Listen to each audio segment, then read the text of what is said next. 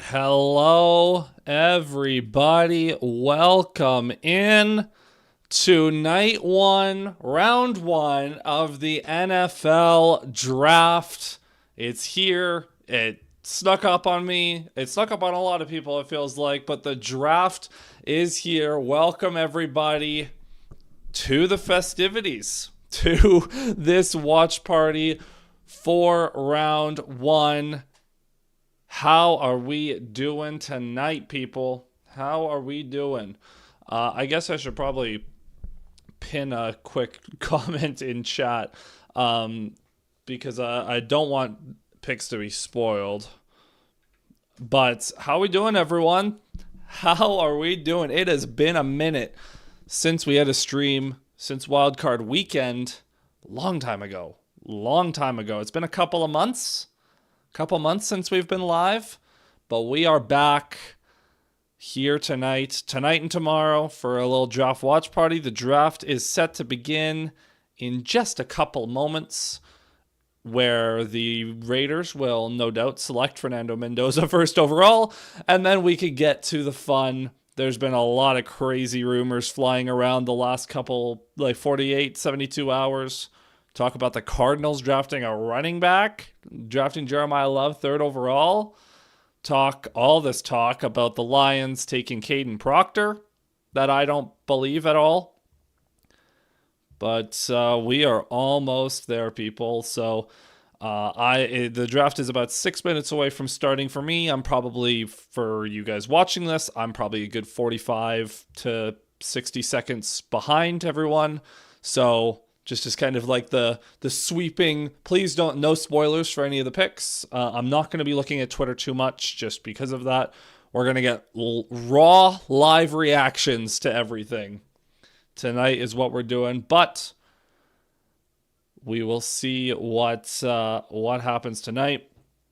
Look, there's been a lot of rumors about the Lions trading up in the draft, which would be fascinating. I would believe that that's likely only if a guy like Spencer Fano falls to like the 10, 11, 12 range. Maybe they like an edge rusher. Maybe if like Ruben Bain fell out of the top 10 somehow.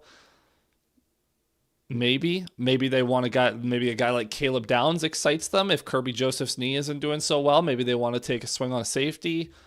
But it feels like round one is going to be a tackle type of draft for the Lions. It's gotta be, right? Gotta be. I would be very surprised if the Lions, barring like a crazy run on tackles, like if a couple teams trade up and 6 tackles are off the board by 17, you're kind of out of luck at that point. But in theory, the Lions should be able to just get a guy. You would think. You would have to think. Right? In theory. So like I said, we're just a few moments from the start of the draft here, where the Raiders will be on the clock. We got our very basic graphics up on the screen, but we shall, that I'll be updating throughout, so we all know where we stand. And yeah, that's kind of it. So the betting odds have Caden Proctor as a overwhelming favorite for the Lions pick. Again, I don't believe it at all. But again, we are literally hours in all likelihood from finding that answer out as to who the Lions will pick. It's probably going to take, the draft starts in 3 minutes, 30 seconds, and then the Raiders will take 5 to 10 minutes to take Mendoza. Then the draft really starts. Like, for all intents and purposes, the draft doesn't really start for another 15 minutes, but of course we got to boo Roger Goodell, and we'll see what's cracking there. But yeah, there's a lot of unknown tonight. Like, usually we're pretty good, like the NFL world is pretty good at predicting, like, okay, especially the teams in the top 10, it's like, okay, these guys are probably going to go here, this position. This year it feels very wide open. Very wide open. So I'm fascinated. I'm fascinated by where this draft is going to go. Of course, if you guys like what any questions or comments throughout, be sure to drop them in the chat as things unfold. But there's Francis Mauigoa. Is that how you pronounce that name? Mauigoa. Projected to be the first tackle off the board. Might project better as a guard at the NFL level. Probably not going to be outside the top 10. But again, maybe that's a guy the Lions want to trade up for. I don't know. I will say there's been a very odd discrepancy between what the local media is saying and the national media is saying. And I know that's kind of common, where it's like the national media will be like, oh, the Lions they got to pick a tackle. So they're going to take blank tackle that we have consensus ranked at the top of our boards.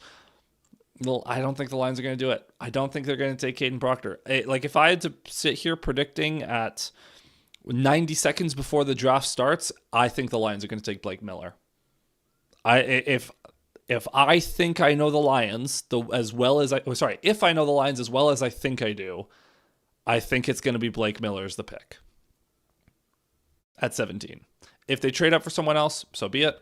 But if they're sitting and picking at 17, I would not be shocked to hear Blake Miller's name called. And that would give the Lions a starting right tackle for the next decade with Penei Sewell on the left. And off you go.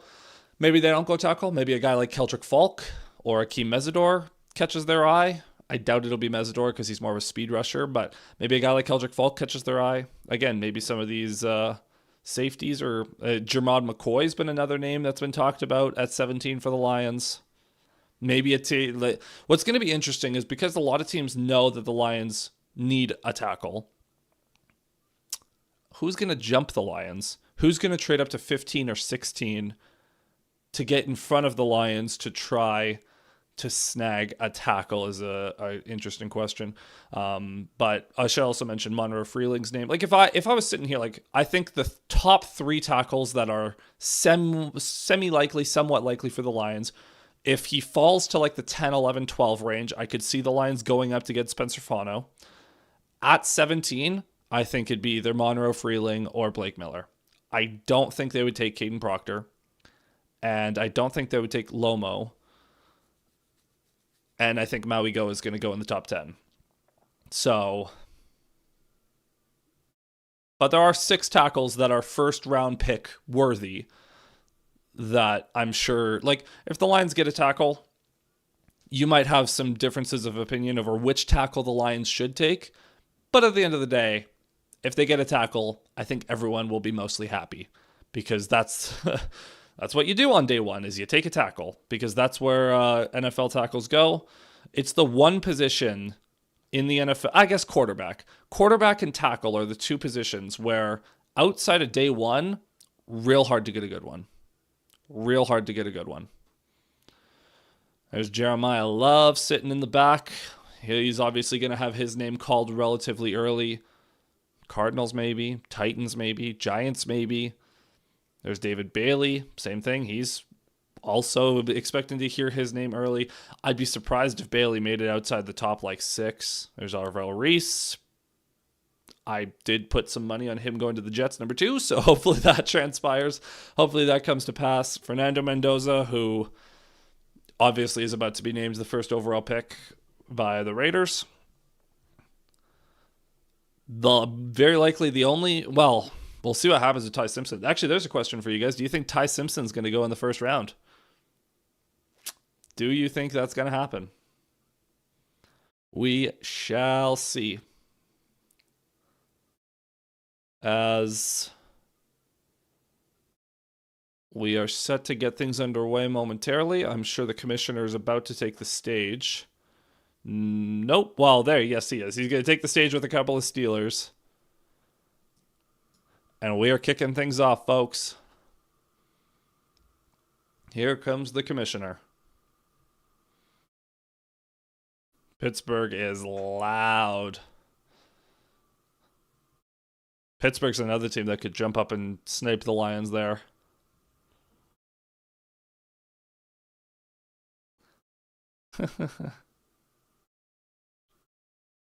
Goodell is getting booed. He loves it.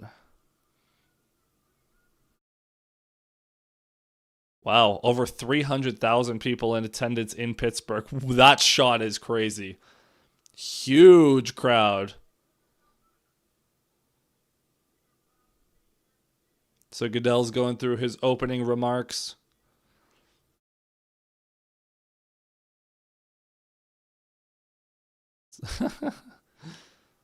All those terrible towels. All right.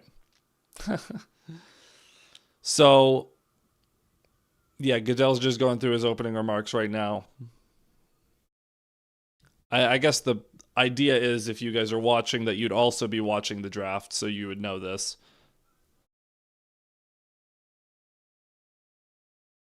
TJ Watt and Cam Hayward are the two Steelers on stage with Goodell right now.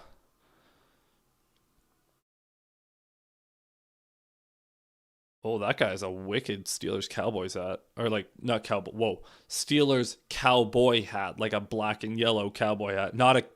That would be weird.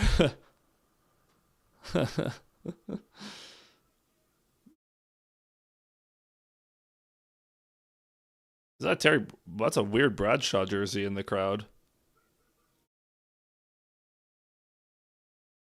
Oh, yeah. All the towels in the crowd. Man, that shot of the crowd from a distance is crazy, though. That love to see that.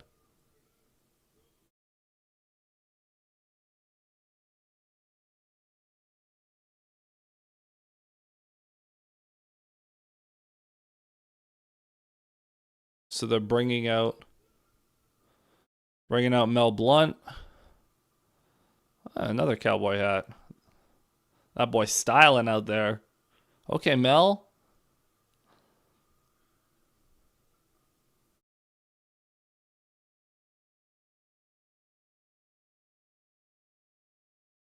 So they're bringing out all the Steelers legends. Hines Ward's out there. It's gonna take 45 minutes to start the draft.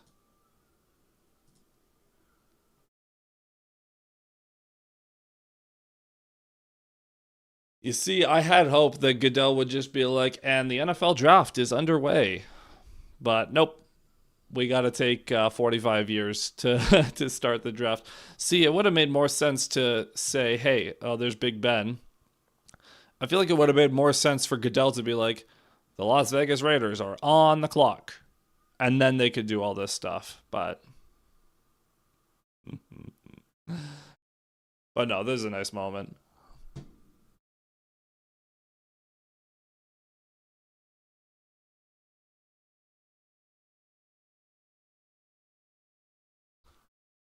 So there's their little Hall of Famers moment.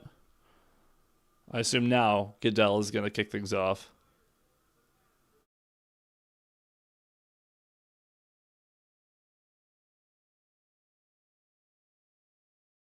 All right.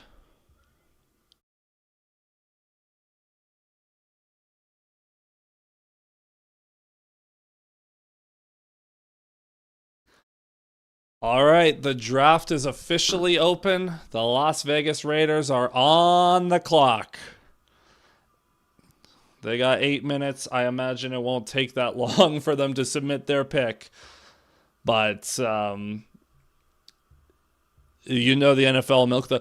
I remember laughing because for years the Brad Holmes and the Lions got in trouble because they called their pick in too early, which is I understand, but it's kind of stupid. Like this sense that it's like, oh, you have to wait a few minutes because we have to have the TV airtime or like the ads are going or something with the sponsors or you want to like have some drama.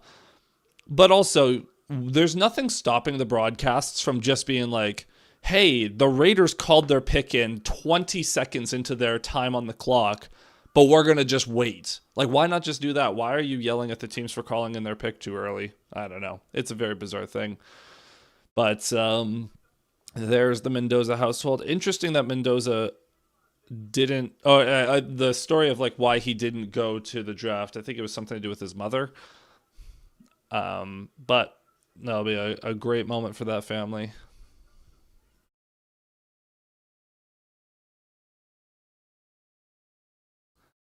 So that's moments away. Again, it is kind of tedious because everyone knows that Mendoza is going first overall. And so, like I said, it's going to be 15 minutes until the draft actually starts because the first overall pick is a shoe in. You know who the first overall pick is. But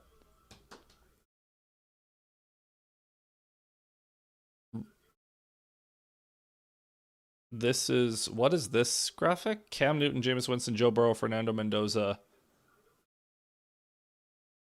Is this national champions or something? Or I don't even know. I'm not that big of a a college football watcher, so I also can't really hear. So I don't really know what they're saying, but it is what it is. Um, I'm very curious where where people feel like the Lions should go. In terms of I'm very like obviously the Lions fan base is a very fractured one in the sense that nobody agrees on anything. So I'm curious where most people are going to fall on a lot of these players and prospects, especially as we get into day two with some of the edge guys. But yeah, as we're watching some Mendoza highlights, and some of these throws are very interesting. Obviously, his iconic run in the national title game. That was the moment when he was a Raider. The second he made that run, regardless of what the final result was going to be, that was when it was done. So the Raiders are all high fiving and shaking hands and celebrating. So I'm assuming that means they've called in the pick.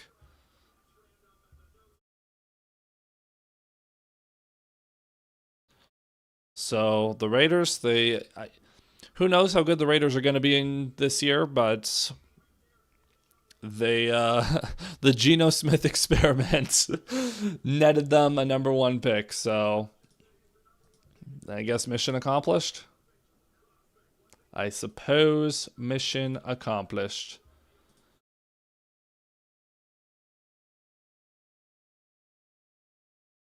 Do do do do do do do do do do do do do do.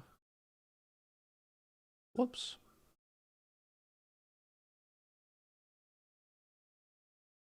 So the pick is in officially. Now this is probably on me for turning on the ESPN broadcast with Booger and Mel Kiper and all them, but oh well. It is what it is. The pick is in. Oh, they're comparing Mendoza to Drew Bledsoe. Well, I mean, measurables, they're kind of the same. Oh, now we have to go back over the exact same highlight package with Mendoza. Ah, I love the draft. It's so funny. Do do do do do do do do do do do do do do.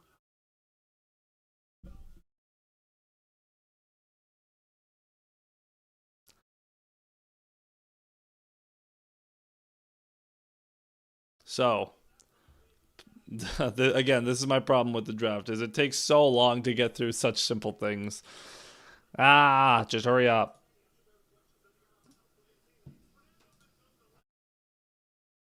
Just waiting very patiently. Apparently, patience that I don't have. Do do do do do do do do do do. Where is the commissioner? There he is. All right. Let's truly get this party started, people. The commissioner to the podium with the first pick.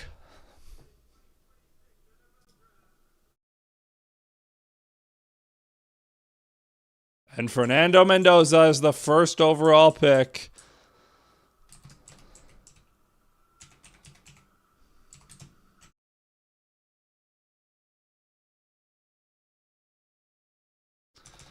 It's official.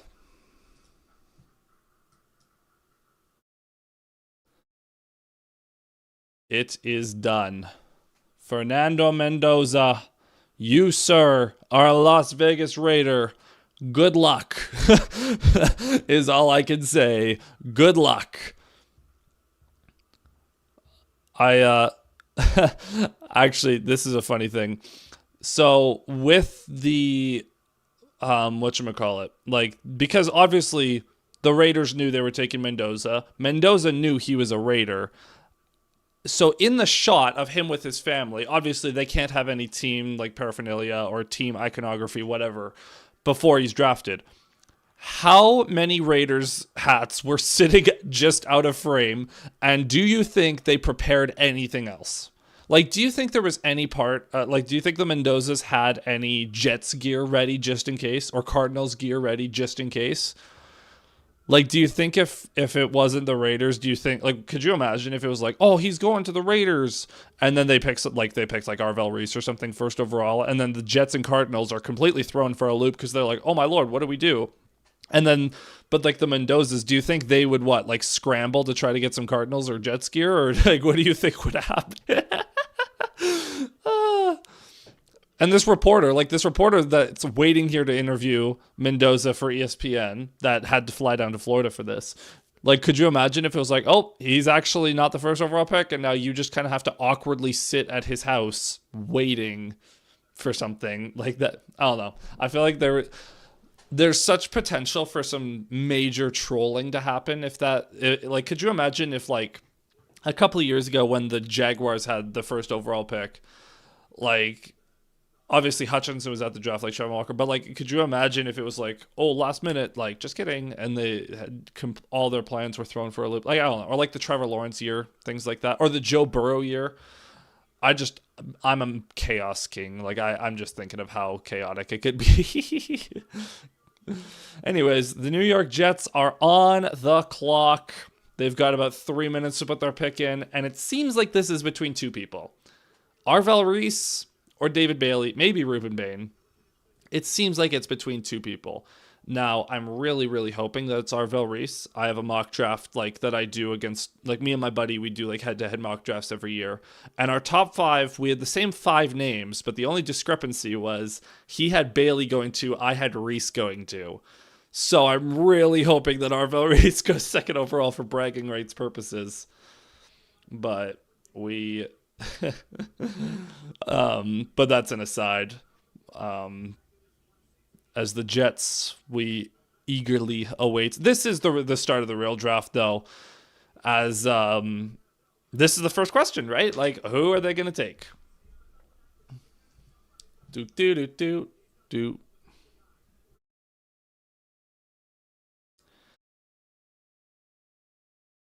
The pick is in. The pick is in for the Jets, so we will know in just a moment. Is that David Bailey? I do not see a phone call happening. I hope it's Arvel Reese. Arvel Reese, please. This is... See, this is good. Oh, I like that luchador mask that Jets fan had. That was cool. Couple of Jets fans in the crowd. That woman looks remarkably like the Chargers plant fan, like the industry plant fan. You guys remember that? Like, you remember when the Chargers had that one woman that was shown on every single broadcast and every single like piece of promotional material for like a season? Industry plant. Man, again, seeing that crowd is awesome. Hundreds of thousands. And there's just a circle around. Wait, are those two people on the floor? That wide shot they just showed of the crowd, it looked like on the right side of the screen that there were a couple of people on the ground. We're gonna ignore that. What on earth? There's a thunderstorm or something going on outside too. The wind. So if I like turn around at all, just weird sounds happening behind me. Anyways, here's the commissioner for the second overall pick.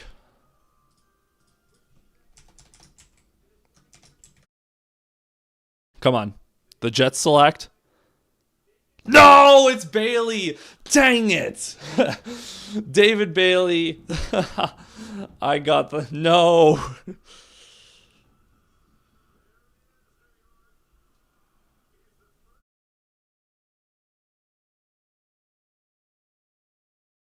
Damn it. Well, David Bailey is the second overall pick. Interesting. Interesting. I'm sure people will respond very rationally to that. That's fascinating. That is fascinating. I mean, David Bailey's a great player.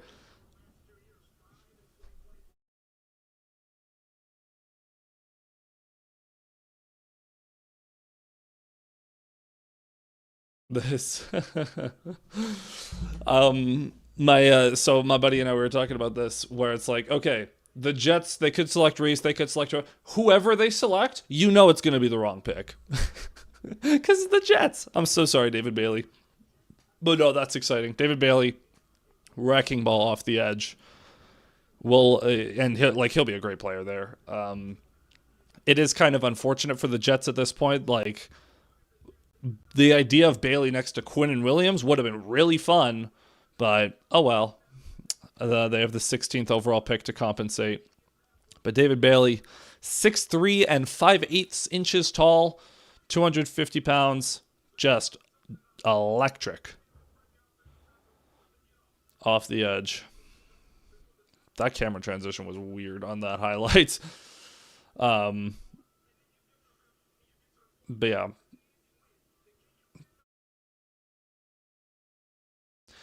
So the Arizona Cardinals, this is fascinating. Now, conventional wisdom says the Cardinals will go Reese because he's the best player available. However, there is the chance that the Cardinals do something monumentally stupid. And, okay, not stupid in the sense that Jeremiah Love Jeremiah Love is a great player. But for the Cardinals, who have no offensive line, and 3 running backs already on the roster in James Conner, Tyler Algier, and Trey Benson, it would just be bad asset management. Now, is Jeremiah Love better than those players? Absolutely. Would Jeremiah Love be a good their starting running back for the next 4? Absolutely. But you just re-signed Conner and signed Algier, and you drafted Benson in the second round 2 years ago. It would just be really bad asset management for the Cardinals to choose a running back over literally so many positions of need that they have. So honestly, the Cardinals should trade down is what they should do, but they won't do that. I would expect Love to the Titans makes more sense because the Titans have some offensive line pieces, but they just need weapons on offense to help Cam Ward. So Love to the Titans would make sense. Love to the Giants would be fascinating because they have Scat to be kind of that power change of back guy coming off the Achilles, and Love could give them a real shot in the arm. But are they having all the rookies sign their rookie cards as they exit the stage? Or no, what does he sign? It's leaving a message or something? I'm very confused. Yeah. Wait. Whoa. That's actually fascinating. So they're taking the photo of the guy, of the players on the stage, printing them immediately, and then having them sign rookie cards. That is literally as hot off the press as you can get. That photo was taken a minute ago, and 90 seconds later, it's a signed rookie card. That's crazy. That's actually cool. That's a good idea. Good idea, NFL. That's actually nice. So yeah, David Bailey is a New York Jet. He's going to party with the Jets fans right now.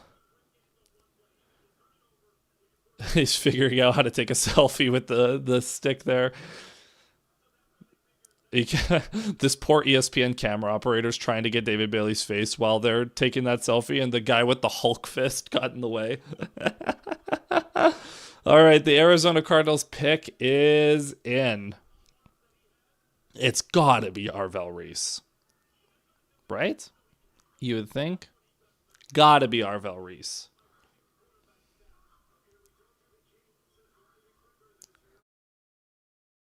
So they are talking like the cadence is quicker for the draft because they lowered the time on the clock from 10 minutes to 8 minutes. And obviously you start like from the second the pick is in, the timer starts. So like the Titans 8 minutes has already started, even though we're not going to know the Cardinals pick for 2 minutes. So it's really only going to be like 5 minutes between each pick, which is a lot better. Like we actually could get out of here in like 2.5 hours instead of 7. Or like the first round last year was so long. Day 2 is obviously going to be very long as well. Jeremiah Love looking down. Did he get a phone call? I don't think so. But this also could be a clip from 5 minutes ago. It's got to be Reese, right? It's got to be Arvel Reese. I'd be shocked if Love went third. Like that just feels like a smokescreen. But we'll see what the Cards decide to do. I already know it's going to be Reese, and I'm going to be down 3-1 in the mock draft. Dang it. That's all I care about right now. Until the Lions are on the clock, that's all I care about.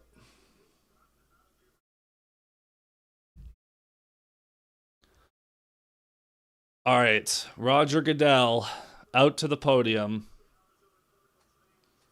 Surely they'll do the smart thing and take Arvel Reese. Right? Right? Right?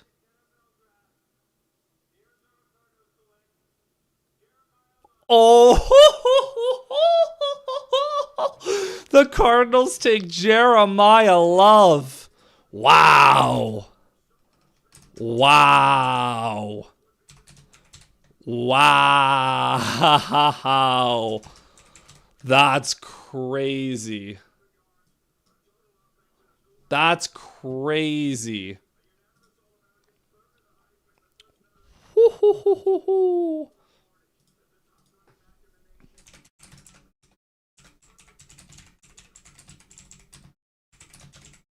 The Lions should be calling about Trey Benson tomorrow.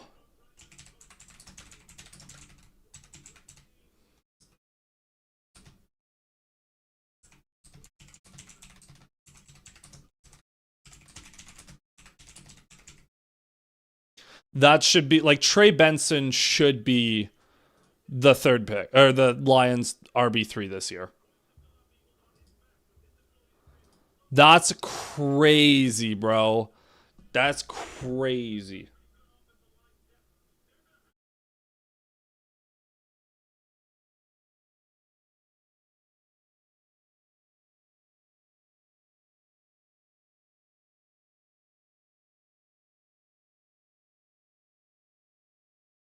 That's crazy.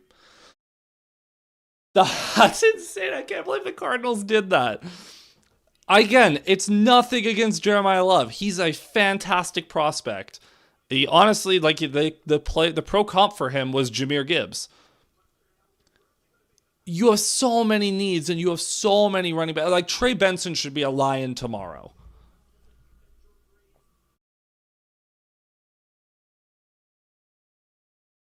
Trey Benson should be a Lion.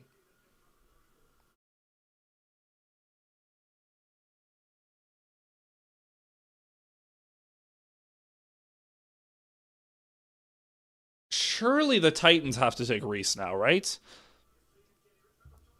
I think the Titans wanted to take Love, but wow. Okay, so this is actually fascinating because now Arvel Reese, who is probably the highest upside player in the draft, is down at 4.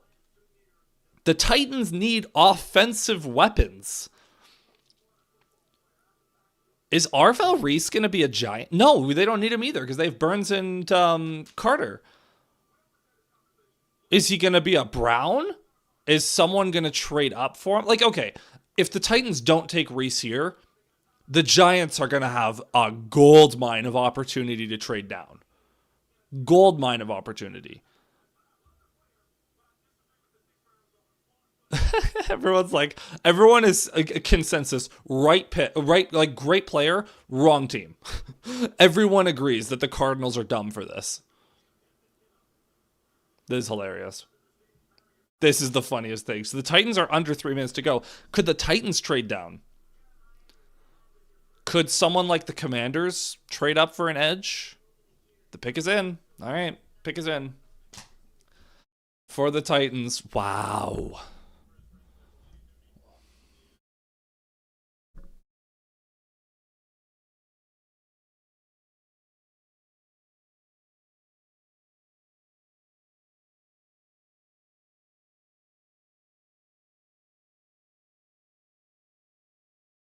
This is all. Oh my lord, dude. What is this? This is crazy.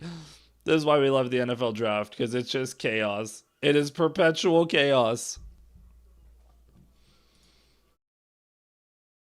Wow. Wow. I mean, good for Jeremiah Love, man. Top 3 pick. Highest drafted running back since when? Wasn't last year. Wasn't the year before. Bijan was like the 7th pick a few years ago. You have to go back a decent ways. You'd have to go back a little bit for a top 3 running back. Man. That's crazy, bro. I'm sorry, Cardinals fans. I'm so sorry. I can't help but laugh. Anyways, the Titans pick is in. It's gotta be Reese. Surely the Titans, with Robert Saleh in there now, they're going to want to shore up that defense. Obviously, you want to get weapons for Cam Ward, but like Saleh cannot, like he's probably looking at that laughing, being like, thank you. Thanks, Jets. Thanks, Cardinals. Like, you get to pair Arvell Reese with Jeffrey Simmons. Whoo.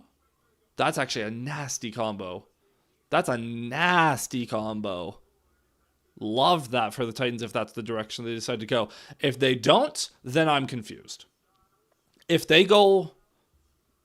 Titans are going to go like receiver or Kenyon Sadiq just because why not? Here comes the commissioner with the Titans pick. Okay. The Tennessee Titans.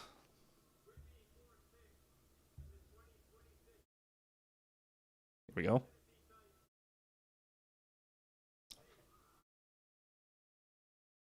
They went wide receiver? Oh my lord. This is insane. This is insane, dude.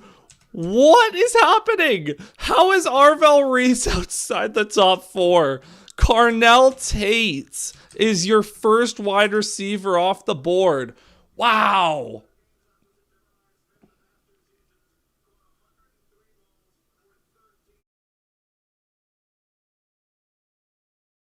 Dude, someone's got to trade up.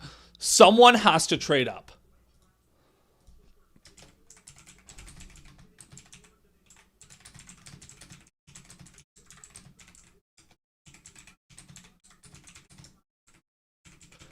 I'll get to your comment in a second, I'm a dog.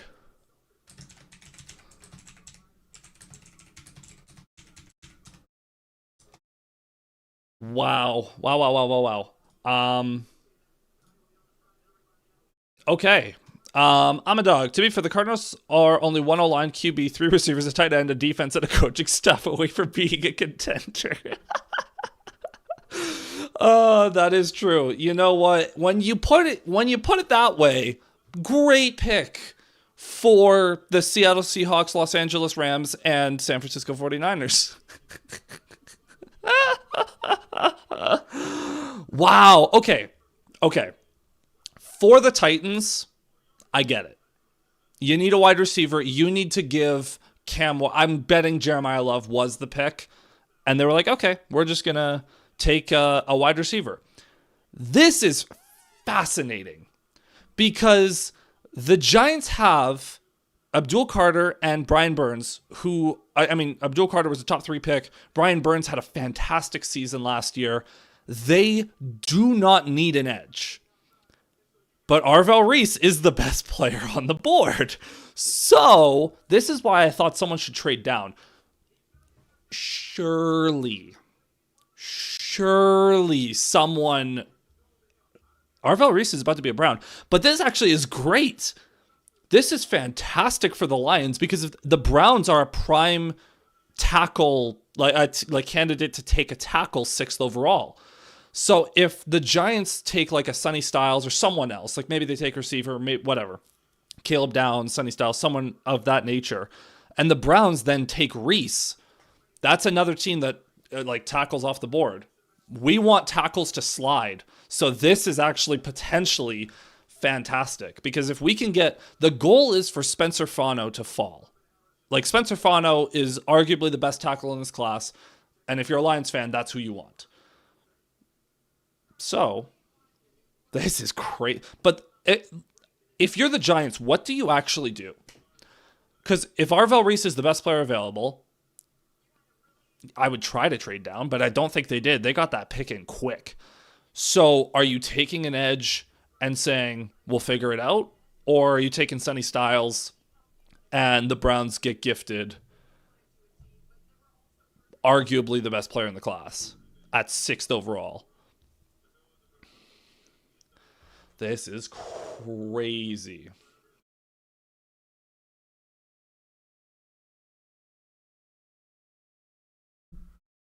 I mean, good for Cardinal Tate. That makes sense for the Titans. Like between him and Io Manor and Chimere Dike and like you've got a couple of good receivers. Like that has the makings of a decent receiver room.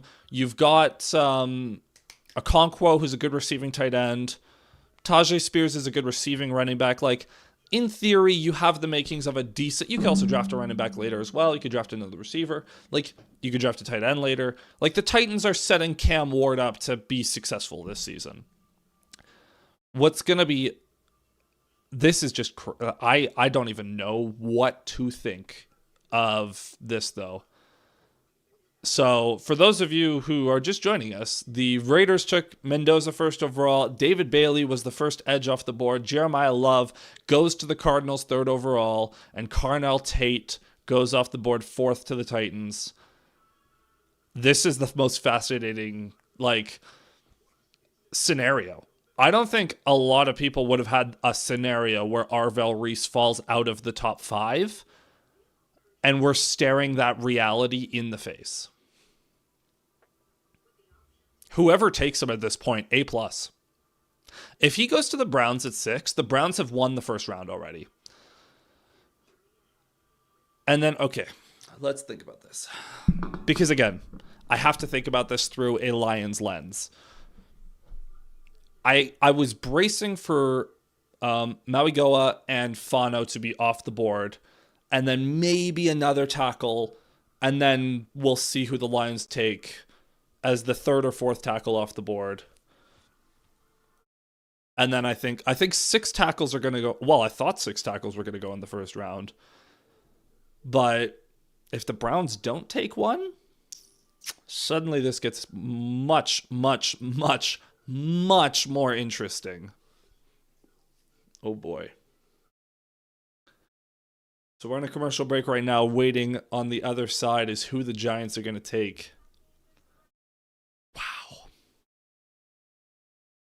Wow.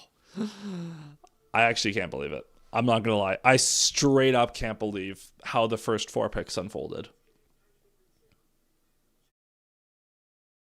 Like, that's insane to me.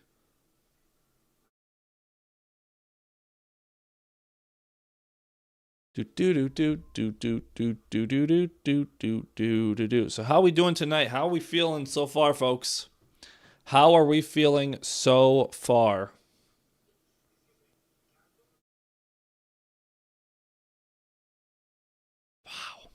I'm actually flabbergasted right now.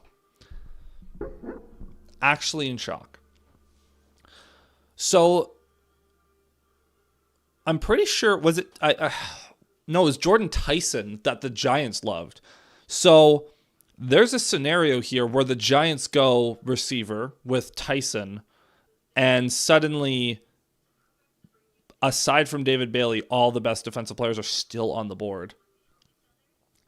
If you're the Washington Commanders, you have to love how this draft is setting up, because like there are a number of ways you could go, but I had the Commanders penciled down as just taking best defensive player available. You're guaranteed one of Sonny Styles, Caleb Downs, or Arvell Reese. That's a great position to be in. Here comes the commissioner with the Giants pick. Let's let the chaos reign supreme.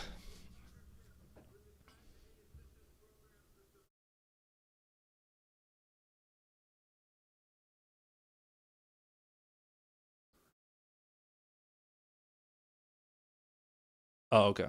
I was like, what? So they're having the family of a service member make the announcement for this pick.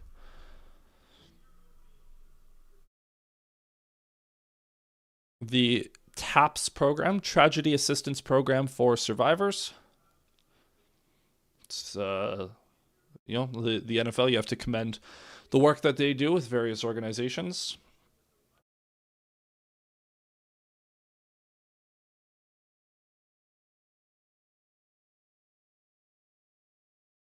Nice moment there. All right, Giants, what have you done?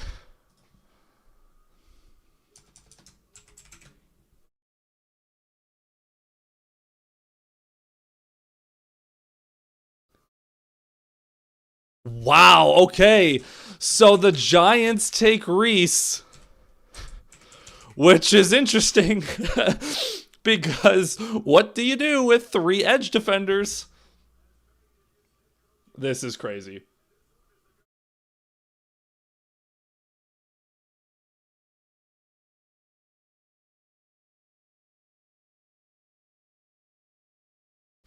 So, what do you do if you're the Giants?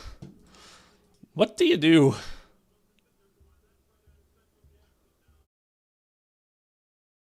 That's th- maybe they move him to off-ball linebacker.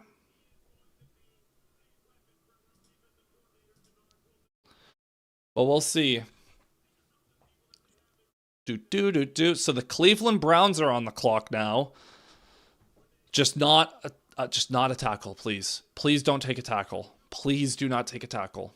Don't take a tackle. Take anything but a tackle. Trade alert! We have a trade alert here. The Cleveland Browns have traded the pick to the Chiefs. The Kansas City Chiefs are on the clock. Wow. I'm assuming that means that the Browns moved down to 9. I'm just going to put that in. My bad. Ignore that. I'm going to assume that that's what that means. Wow. Wow, wow, wow, wow, wow. Okay, so, I mean, great pick by the Giants. Fantastic pick. Who do the Chiefs want? Do the Chiefs take a tackle here? Do they take... Oh, you know what? Do the Chiefs take Ruben Bain here? Do we think the Chiefs traded up for Bain?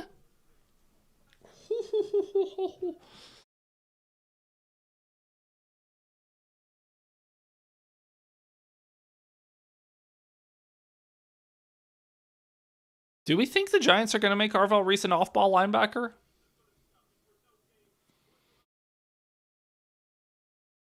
And they do not intend to trade Kayvon Thibodeau. What? I'm going to just preemptively change this to linebacker because that's how they're presenting him for the Giants. But, I mean, he's definitely a pass rusher. So if they don't intend to trade Thibodeau, what? Are they going to keep all of Thibodeau, Carter, Burns, and now Reese? I mean, that's a stupidly wicked edge rotation. Thibodeau's not that good, but as a fourth edge, that's fantastic. You can't have all those guys on the field. I mean, you can. You could put four edges on the field, I guess. NASCAR package. But hold on. Okay, that's a different conversation. The Kansas City Chiefs are on the clock with the 6th overall pick.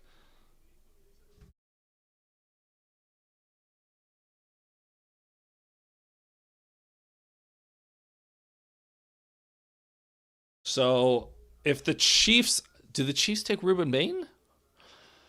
Maui Goa? This could work out. If the Chiefs take Bain, the Browns could take Maui Goa at 9.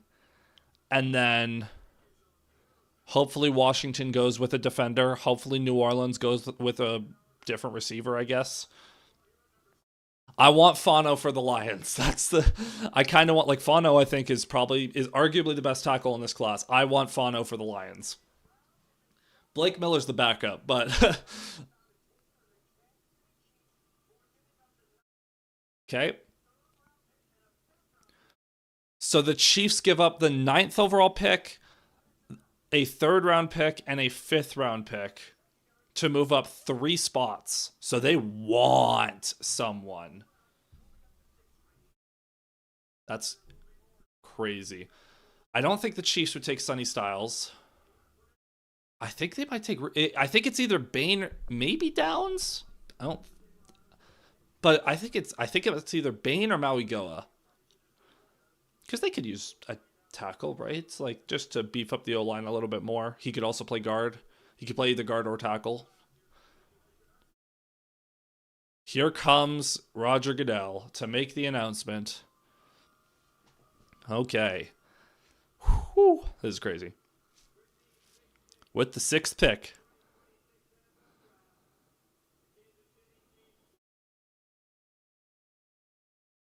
Mansour Delane, a corner in the top 6. Wow. I did not see that coming. I guess they did trade McDuffie, though.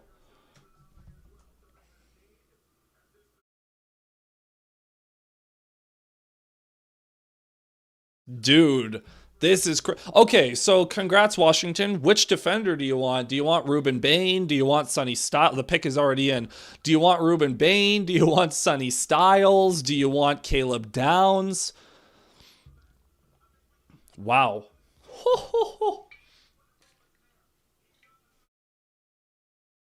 This is shaping up in such a fascinating way.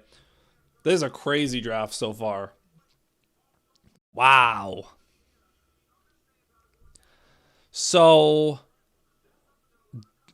Mansour Delane, who is the number 1 corner in this draft, I don't think a lot of people had him going in the top 10, let alone 6th, let alone a trade up from the Chiefs.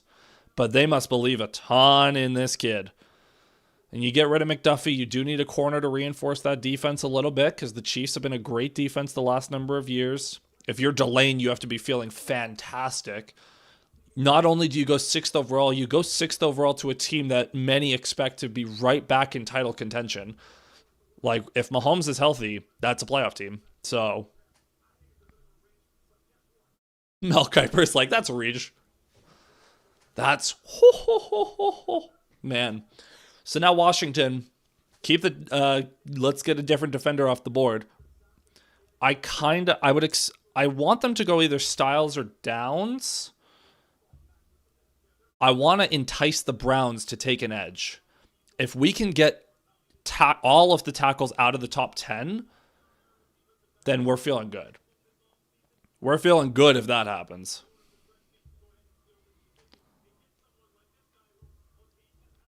This is shaping up pretty well for the Lions. Like sixth overall, like there was maybe an outside chance that the Cardinals were considering a tackle, but the Browns at 6 were the first pick where it's like, okay, tackle might legitimately go off the board.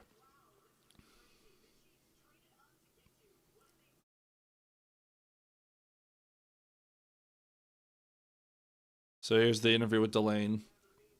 Spags is such a good DC that like if he wanted Delane in that building, it was for a reason. Like the Chiefs must be really confident in this kid. So if you're the Commanders, do you go Styles, Downs, or Bane? It's got to be one of those three. It's got to be a defender here for the Commanders, right? And they're so bad at defending the run that I would think Styles is like a little bit more of a coverage guy. Like I would go probably Bane if I was, but what do I know? What do I know?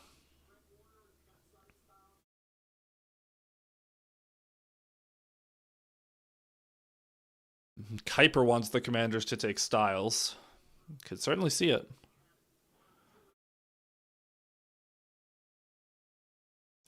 The Commanders have emphasized rebuilding and reshaping their defense. Well, of course they have. Their defense stinks. So of course they're going to prioritize that. Here comes the pick. The draft is kind of flying by. Like we're through more picks in 45 minutes than I expected to be through.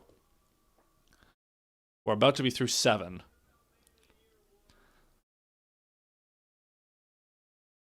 Commissioner at the podium.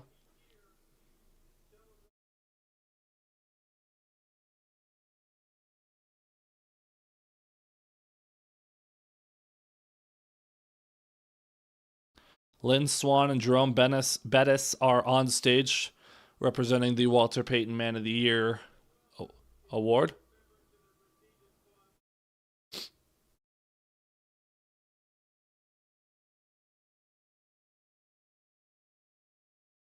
And they're talking about Bobby Wagner being welcomed into that club. Presented by Nationwide.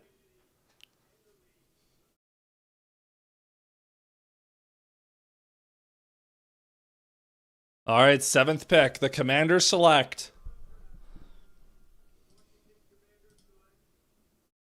Sonny Styles. Okay. That might be our first chalk pick since Mendoza. What a weird draft this has been. Sonny Styles off the board, 7th overall. All right. That works. That works. Let the tackles fall, please. Let them fall.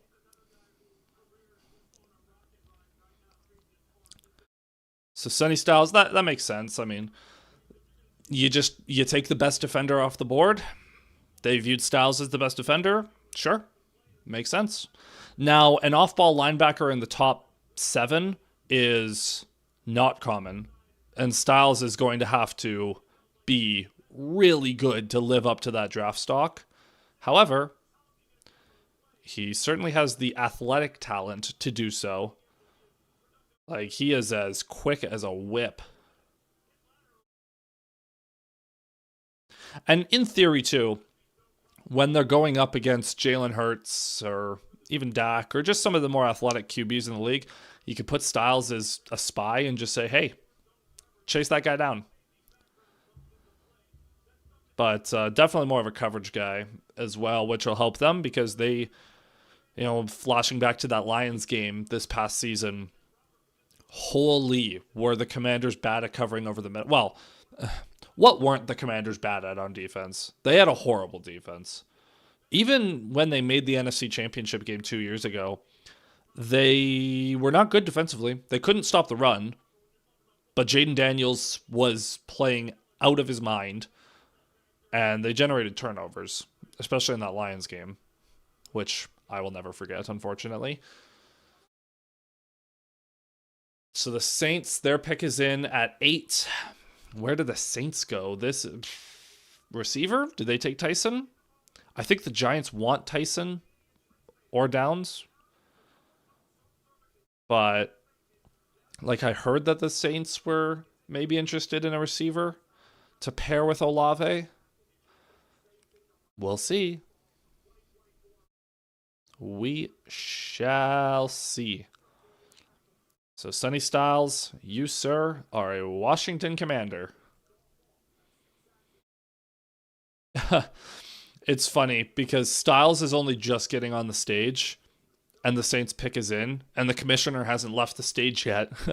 So, it's going to be a few minutes before this pick comes through, but I can't check Twitter, though, because if I check Twitter, then it's over. Like, I'll get it spoiled.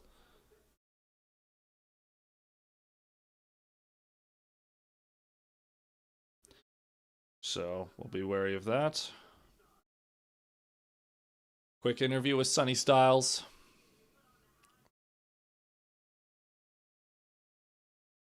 Ooh.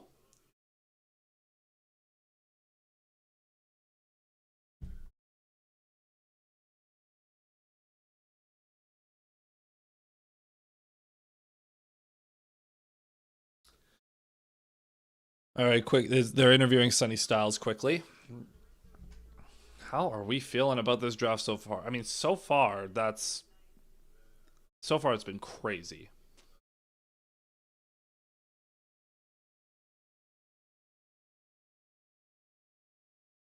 So, quick recap. Mendoza first overall, David Bailey second, Jeremiah Love third overall, Carnell Tate fourth to the Titans.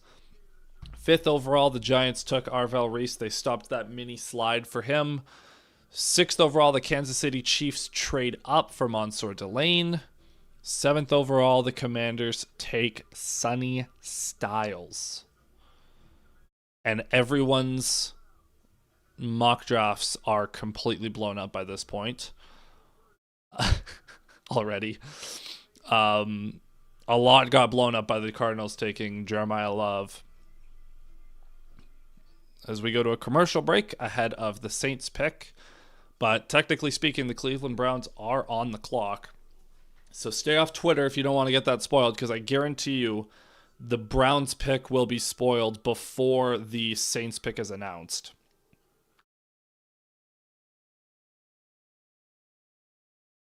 And obviously we want to just enjoy the broadcast for what it is.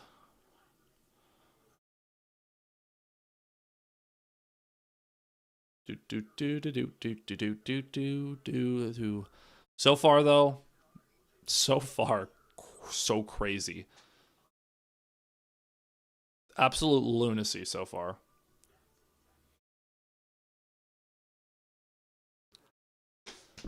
All right. We've been pretty fortunate. We've only had 2 commercial breaks so far through 7 picks. Well, so averaging one every like 3 picks or so. But like I said, so far, so good for the Lions. I think, I mean, we want Maui Goa probably to be the first tackle off the board.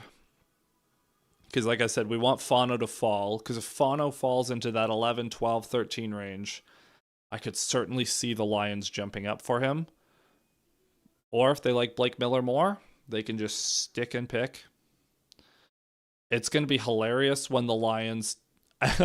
You know what would be so Lions? Is for no tackles to be taken before 17, and then the Lions take Blake Miller over all of them, and everyone's going to lose their minds. That would be so Lions. But we are still a long way away from that, so like we still got, well, we're through 7 picks. We still got probably a good hour and a bit, probably an hour and 15, hour and a half until the Lions pick. So we'll see. We will see.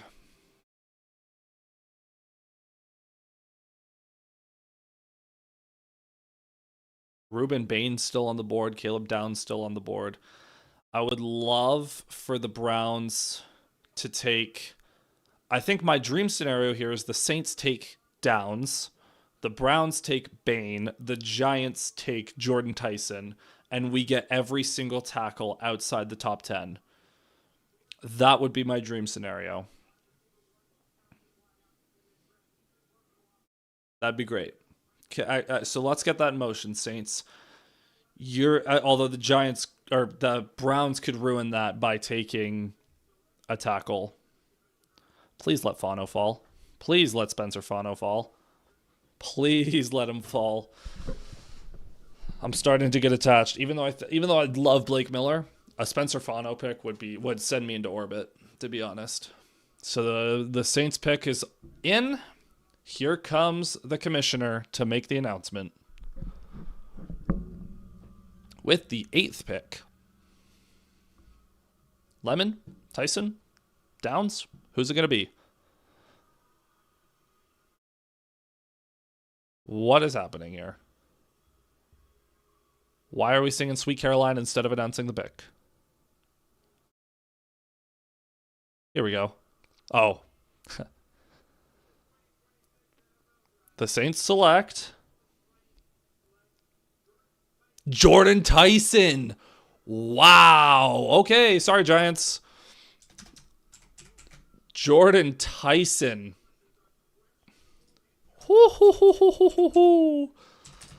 Okay, well, I said I wanted Tyson to go in the next 3 picks. Well, he went here.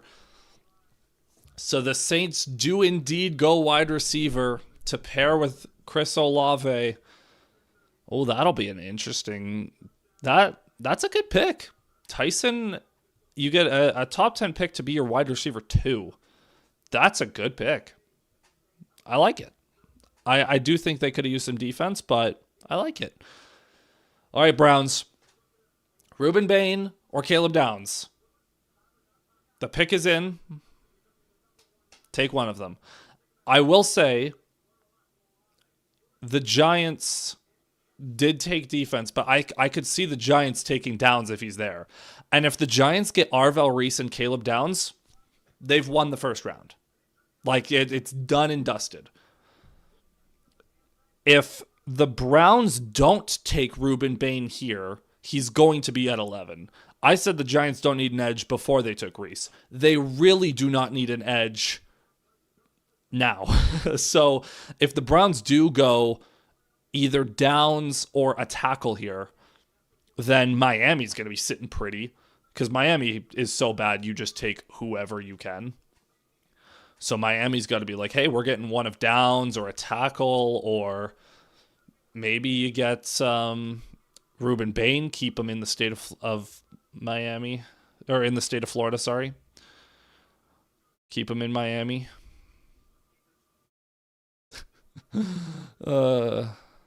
Jordan Tyson is struggling to hold it together. That boy is very emotional. He was drooling on himself.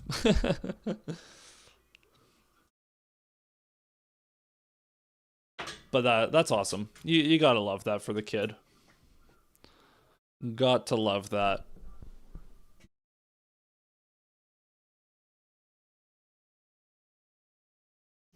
So the Browns pick is in. 9th overall here. Please don't take a tackle. Please don't take a tackle. I would love if the Browns took Ruben Bain here. I would love if the Browns would take Ruben Bain here.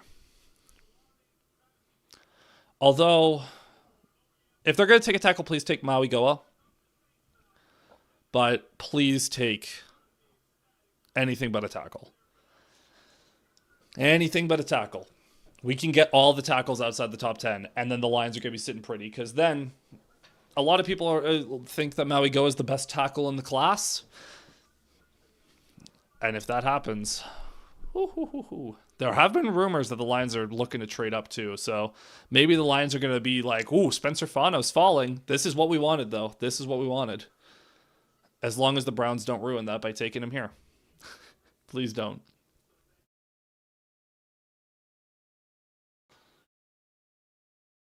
good for Jordan Tyson, though. Good for that kid.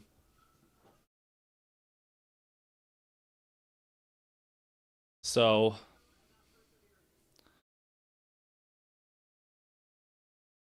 you gotta love this kid. Like Jordan Tyson, this is just such a raw reaction.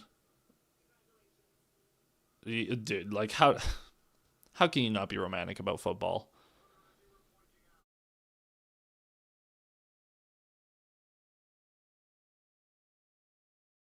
So that's awesome for him. Saints are getting at least a very good character and a great wide receiver to pair with Olave.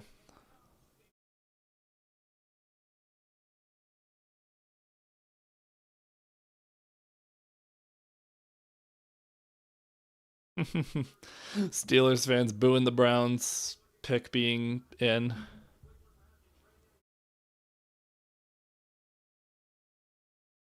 We're really talking about Caden Proctor. That was the first tackle that Mel Kiper thought of. Sure, Browns, take Caden Proctor. I dare you. Go for it. You know how much trouble you'd save me if you took Caden Proctor right now? Oh my lord, I'd laugh so hard if Caleb Proctor was the first tackle off the board, unless it was to the Lions. No, hey, whoa. Don't jinx it. Don't jinx it, announcers. It's going to be an offensive lineman. The announcers would not be talking about offensive line so much if they didn't know that the Browns pick was an O-lineman. So make it Maui Goa, please. Just not Fano. The Browns pick is in. Just not Fano. Please not Fano. Dang it. Dang it. The Browns go tackle. Not that I thought Fano was going to fall to the Lions, but that is a tackle, and you don't want tackles off the board. Dang it. Okay, well, that's okay. That's okay. The Blake Miller agenda is back on. The Blake Miller agenda is back on. And Maui Go is still there. Freeling's still there. Blake Miller's should be there at 17. That'd be the chalk pick. Fano to the Browns is a chalk pick. Like, we kind of figured he would be the pick. Makes sense. Absolute road grader. Would have loved if he slipped a few more picks, but oh well. Oh well. I won't complain too much. I got my hopes up a little bit, but once he got past once he fell out of the top 8, I was like, but the Browns, it's a chalk pick. I had the Browns taking Fano 6th in my my mock with my buddy, so well, it's half a point for me because wrong pick position, but correct player, correct team, so I'll take that. Giants pick is in. This has got to be Caleb Downs. That's got to be Caleb Downs. Tyson's off the board. It's got, the commissioner's already back up. Okay, so we're picking things up here. Giants pick is in. Got to be Downs.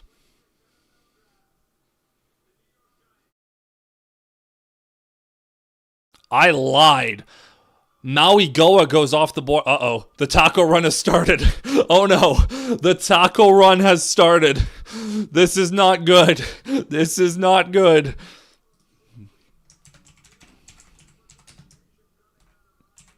Well, our worst fears are on the verge of taking place here. The New York Giants tackles go back-to-back picks. All right. Well, this is getting real. This is getting real. 2 tackles off the board. Maui Goa gone. Okay, surely the Dolphins will take Caleb Downs then. Stop taking... No more tackles, please. No more tackles, please. Can we leave them alone? Just not Blake Miller. You honestly... Oh, we have a trade alert. We have a trade alert. The Dolphins trade the pick to Dallas. Oh, Dallas is moving up 1 spot. I'm guessing Dallas wants to get Caleb Downs. I would assume. Hold on. Did Dallas keep the 12th pick? Did they trade the 20th pick or the 12th pick? Because if Dallas is picking back to back here, that would be something. You could go Downs and Keldrick Falk. The pick is in. We got to learn what that trade is. But the Dallas Cowboys are on the clock. Do they need a tackle? Maybe. They might need no lineman. They could take Proctor. Please take Proctor. Someone take Proctor before us, because I don't even want to think about it.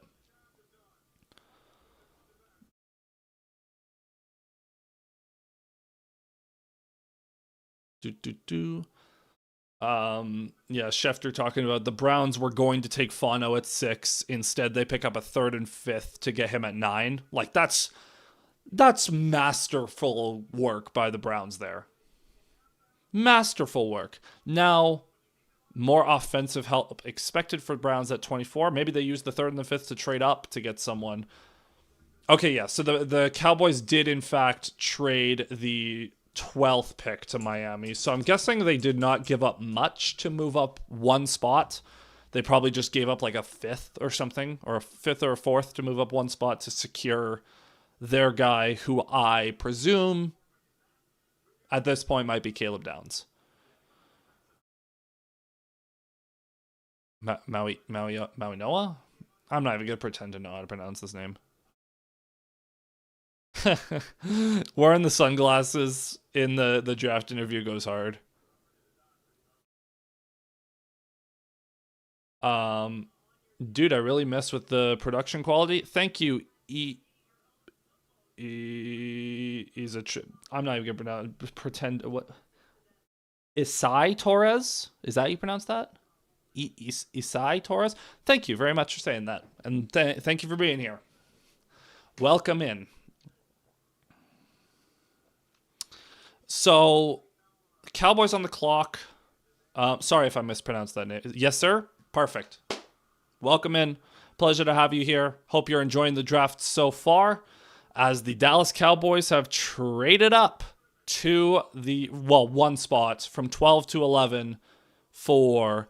Oh, okay, so the trade was the Dolphins get 12, 177, and 180 for the Cowboys to move up one spot. That's interesting. That's interesting. As we are inching closer to the Lions pick.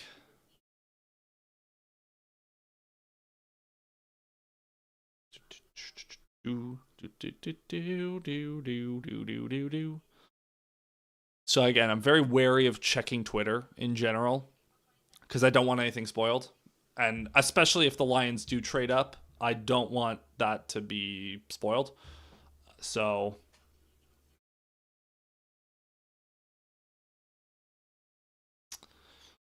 But we have some... so 2 tackles off the board back-to-back. That scares me. What would really scare me is if the Cowboys took a tackle here, I would be very scared. Because then it's like, oh no, teams are starting to really take a run on them. Like a tackle being taken in the next 2 picks here would be problematic. Now, I assume Monroe Freeling is the next tackle that's going to go off the board. And he's a guy that is on the Lions board for sure. High upside left tackle. You guys know that I'm not the biggest Caden Proctor guy. And that I am a big Blake Miller guy. I think, like, if the Lions were on the clock right now, I think it'd be between Miller and Freeling. But there's still like 6 picks to go before then, right? So a lot can change. And I have a feeling someone's going to trade up to 15 or 16 to get a tackle. I have a feeling that's going to happen. So, nervous. Who's the best tackle still up? Fano and Maui Noah, again, however you pronounce that name. Those were the 2 consensus best. After that, kind of up to interpretation. I would say it probably goes. I think Miller's the best ready for day one, like out of the box. I think Miller is the best floor of the remaining. I think Freeling probably has the highest upside. And then Lomo is in there. He's talented as well. And then Proctor's behind them. I'd say Proctor's sixth out of the six, or I guess fourth out of the four top ones remaining.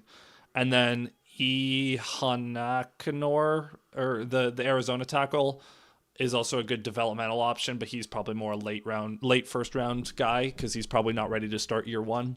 So I think I think Freeling would probably be the highest on the consensus boards remaining. I think Blake Miller would be the highest on the Lions board. So I want Blake Miller at 17. I've not been shy about that. I wanted Fano, but Fano just got taken at 9. So I'm all on the Blake Miller train.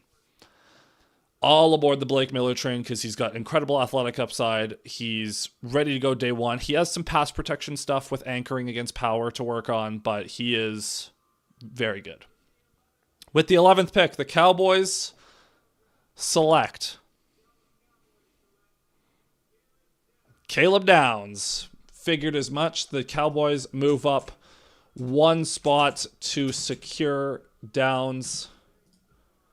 And now Miami's back on the clock with a couple of extra 5th round picks, which if you're Miami, you're so bad that you just need to add bodies. So yeah, that makes sense for Miami. Caleb Downs off the board, number 11 to the Cowboys. Yep, that's fine. Hopefully the Dolphins do not go tackle. I'm trying to think of who the Dolphins would go, because Dolphins are in a position to just go best player available at this point because they're so bad. Do they take a Mekhi Lemon? Do the Rams take Lemon like I saw was going around? I think the Ravens are going to go guard, I believe. Vega, Ione, but would it be crazy to go edge in round 1? Not entirely. Like a guy like Keldrick Falk at 17 would be interesting. I don't think they would go Akeem Mesidor. Oh, Ruben Bain is still on the board. That's who the Dolphins should take. Ruben Bain. Keep him in Miami. That makes so much sense. It wouldn't be crazy. It would just be a little... Okay, so the thing with that is, in general, tackles drafted outside the first round have a very low success rate, whereas you can find edges outside the first round that can still be successful. But there's a reason that so many tackles go in the first round and don't really go up like after that, aside from like depth guys. So I think it wouldn't be crazy, but if the Lions took an edge at 17, I would be looking at them to potentially trade back into the first round for a tackle in like the late 20s. But it wouldn't be crazy. I mean, if Ruben Bain falls to you, you got to consider it. You know what, though? If Ruben Bain falls that far, the Lions could also trade down. If no more tackles went off the board and the Lions were left there with 4 guys that they're comfortable with between Freeling and Miller and Lomo and Proctor. I don't think they're that high on Proctor, but let's just pretend that they are. And Bain and Falk are there. I bet you someone would come up for Bain at that point. So if you can trade down to 21, 22, pick up a 3rd round pick because you don't have a 3rd round pick. Pick up a pick in the... Ooh. This would be... Because the Steelers... I think the Steelers have 76 in the 3rd round. If you could trade back to 22 and pick up 76, I'd be about that. I'd be about that life. But, sorry. That was a very roundabout way of saying, no, it would not be crazy. It might raise some eyebrows, but if you're of the mind that you just take the best player available and figure the rest out later, it makes sense. It would make sense. Now, I was talking about Ruben Bain. The Dolphins probably got to take him here, right? Keep him in Miami. Get a pass rusher. You lost Jalen Phillips last offseason. So we shall see. We shall see.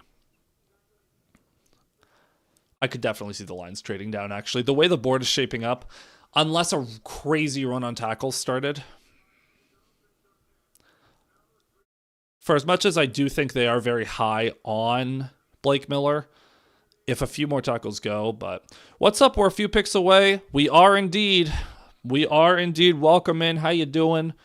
We're only, we're probably still half an hour from the Lions pick, but the board is shaping up. I don't despise the way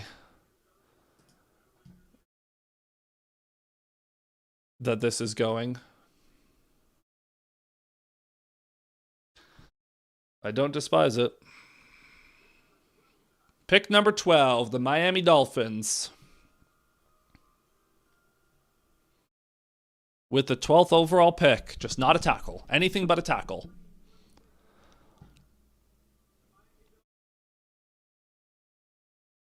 Caden Proctor.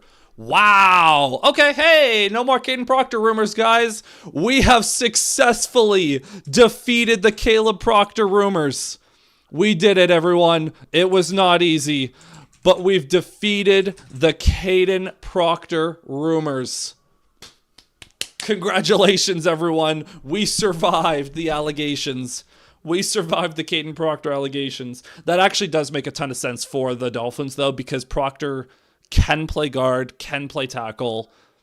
As long as the issues with him showing up to camp out of shape and overweight are dealt with, you just get a guy that you plug and play wherever you want and figure the rest out later. Okay, so 3 tackles off the board. There's probably 3 first-round quality ones remaining. Let's see what they do. Now, what do the Rams do? Again, Ruben Bain is still on the board.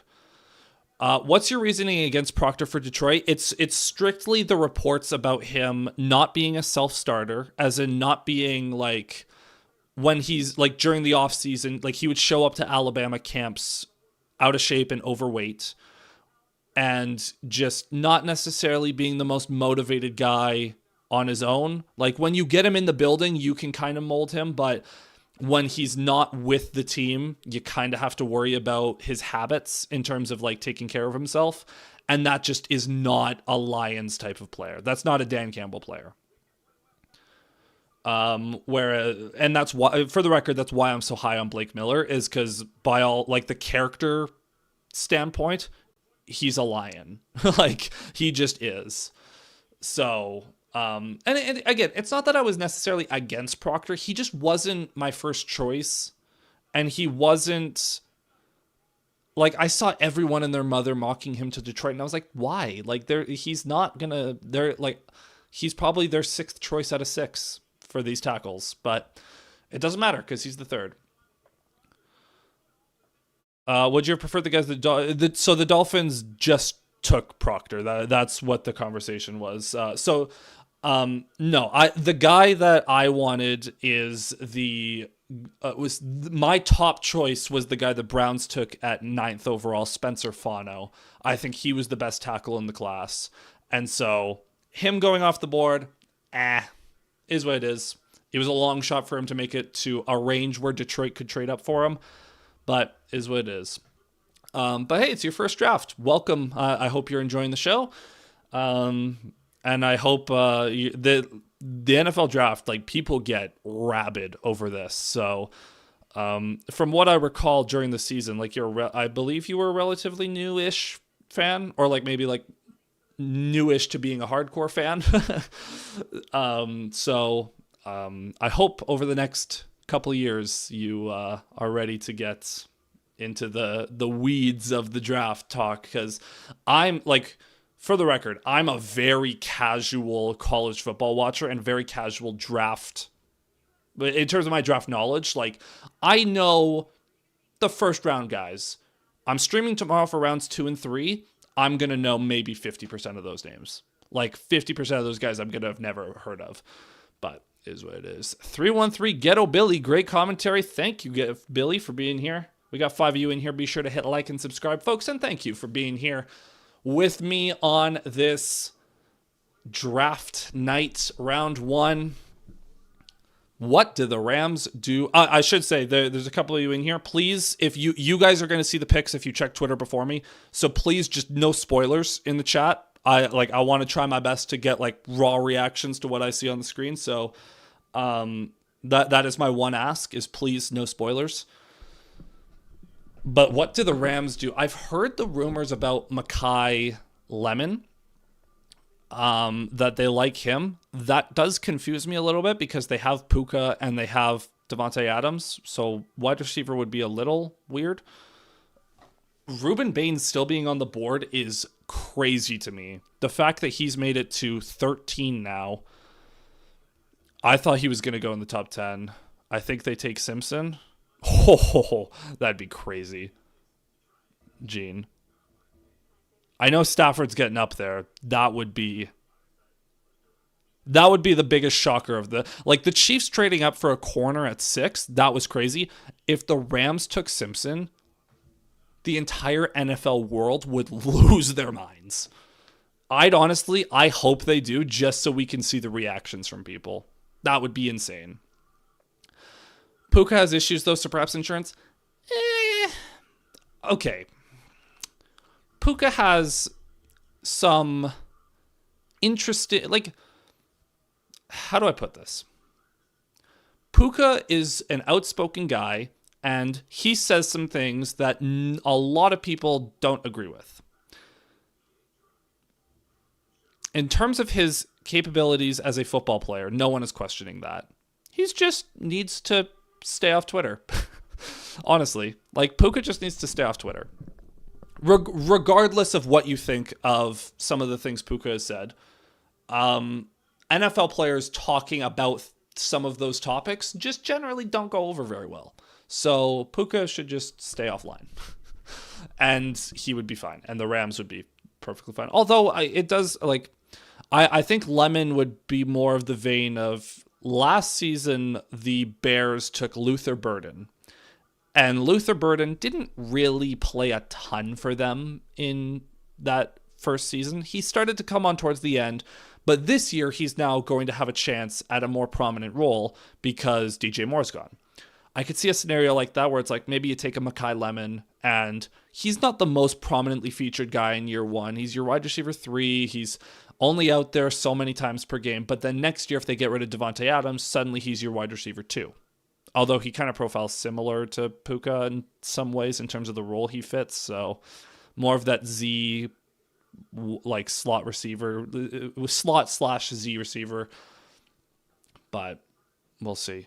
But a lot of ways the Rams could go. Baltimore at 14, I think they're going to go guard.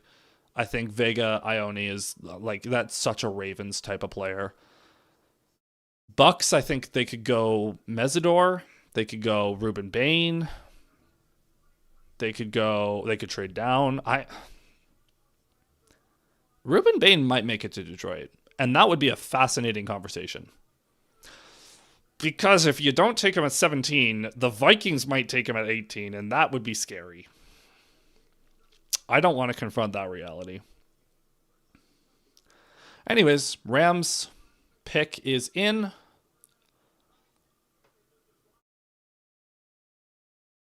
The broadcast is mentioning Ty Simpson. They're talking about the offense. They're showing Ty Simpson.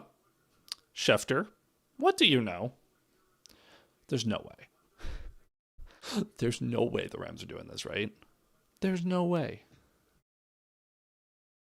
There's no way they're doing this. Because when the Browns were on the board, they're like, oh, tackle hasn't been taken yet. Why would you bring up Ty Simpson? No way. There's no way. Commissioners at the podium. No way.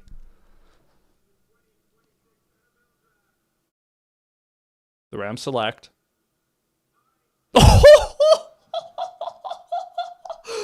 They take Ty Simpson. They did it. Oh my lord.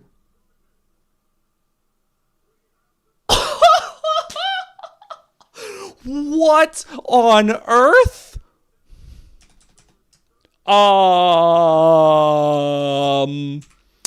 Okay. The Rams go quarterback. I don't really know what to do with this information. Gene, be honest. Did you check Twitter? Did you check Twitter before you said that? That's okay. Okay. So Stafford, we know Stafford probably has 1, maybe 2 years left. Ty Simpson, your QB of the future in LA. Ruben Bain is right there. Dude, Ruben Bain is right there. Baltimore on the clock. And I thought a guard was a shoo-in for the Ravens. No, I swear. All right, I believe you. Wow. The Rams take a quarterback. I mean, you made it to the NFC Championship game. It's not like you have an abundance of needs, but wow. A first-round QB with Stafford about to retire. I think that's the rationale, right? Is Stafford is he won the MVP. Stafford is your quarterback this year. We know he's had some problems with injuries, but he plays through them. But he's old. I wonder if the plan is for Stafford to play 1 more year and then retire next offseason, and then Simpson redshirts this year, and he just learns from Stafford, and then he takes over next year. Wow, what a fascinating pick. What a fascinating pick. The Ravens pick is in. Wow. Wow. Now, in other news, I'm going to try so hard to take Ty Simpson in Dynasty drafts this summer because, wow, Dan Orlovsky is changing his pants as we speak.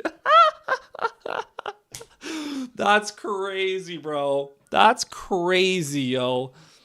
We got 6 of you in here as the Lions are only a couple picks away at this point. Only 2 tackles off the board.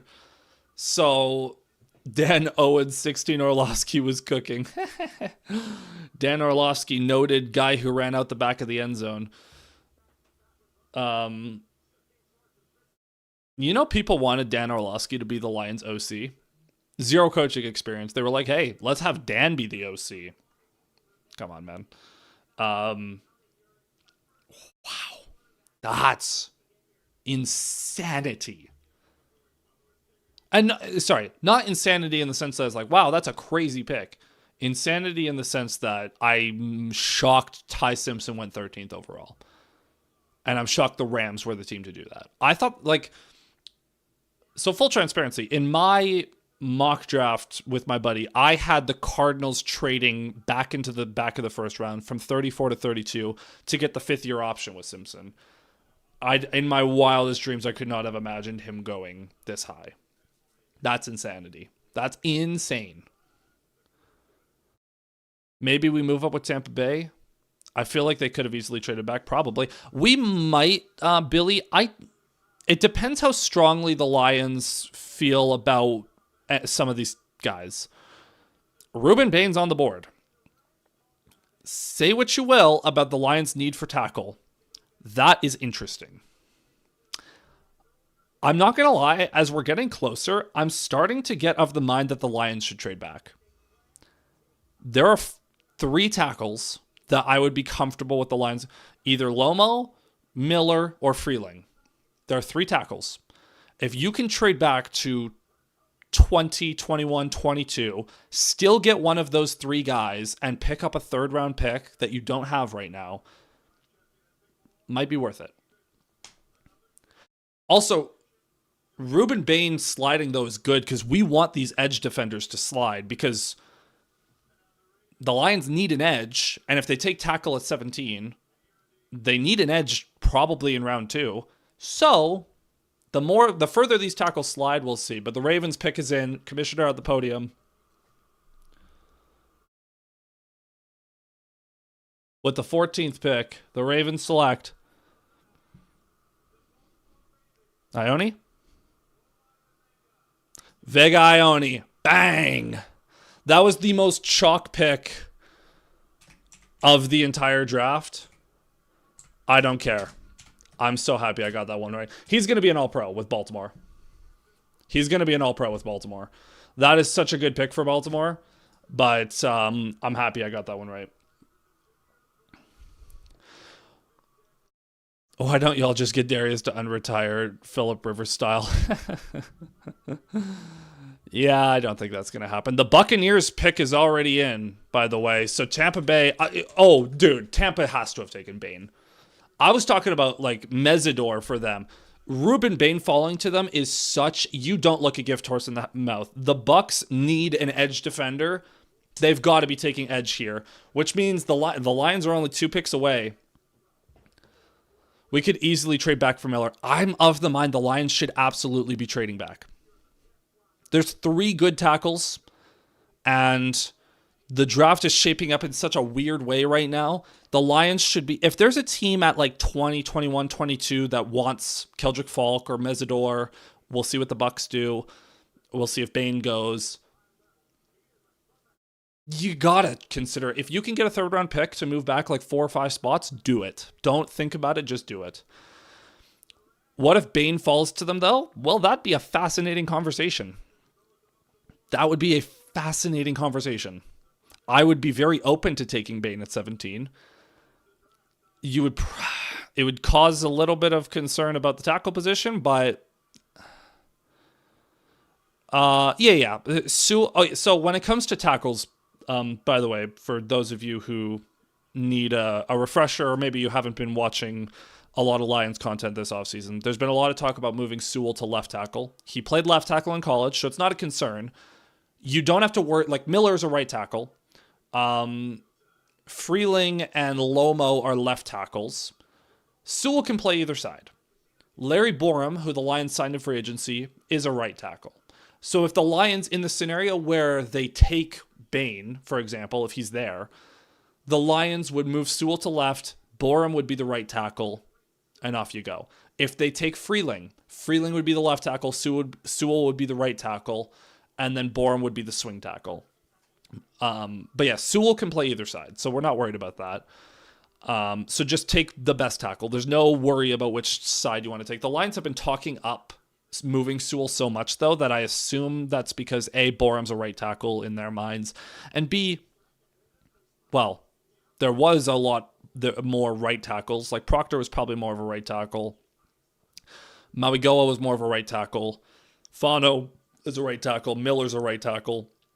So the idea was, well, most of these guys are right tackles. We'll just move Sewell over to left if we need to. If you take Freeling or Lomo, you get a left tackle. Regardless, if the Lions get a tackle in this first round, they're going to be sitting pretty. But Ruben Bane is a wild card that I was not expecting to... Like, he's a monkey wrench in all this that I was not expecting. Like, I thought the conversation was going to be, like, between, like, Caden Proctor and Blake Miller, and it's, like, me trying to convince you guys that the Lions are not getting Caleb Proctor. Instead, we are in a position where getting a tackle is not the problem. The Lions have guaranteed they are in a spot to get a tackle right now. But Ruben Bane's a fascinating monkey wrench. Excellent. Thank you, Billy. Appreciate that. Appreciate all you guys for being here. I'm starting to get antsy. You guys know, like, not anxiety, but like the butterflies in your stomach when you get a little excited. Lions they're almost on deck. Getting a little excited here. Ooh, there's a lot of ways the Lions could go. I think I would still prefer tackle, but let's say that the Lions go tackle, trading back up for an edge. This is a very good spot, actually. Between Bane, Mesidor, Falk, if two of those guys can slide past the Lions into like the late teens, early 20s, we're talking about guys like Malachi Lawrence, TJ Parker, Zion Young, or like some of these early round 2 caliber edge defenders, we got to get some of these guys to 50. So, I mean, I want TJ Parker or Malachi Lawrence. Those guys would be good. Gabe Akis as well would be a good option, but that's a conversation for after. Let's stay in the moment here. The Buccaneers pick is in. Let's see what they're going to do with it.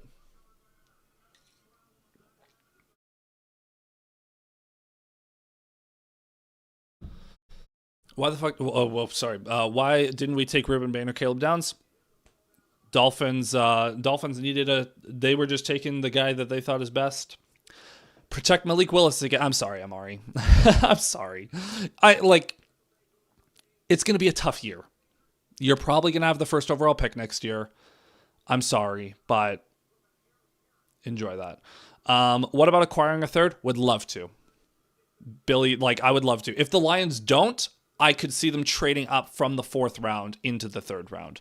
I'm very confident the Lions will make a 3rd round pick this year in some capacity. Conflicted as a Lions fan from Tampa. Well, Lions first. But we'll see what the Bucs do. Amari, I'm sorry in advance, man. You're going to have a tough year. It's going to be a tough year. But hey, it's okay. I'm here for you. You can just watch Lions games with me. It's fine. Bucs on the board.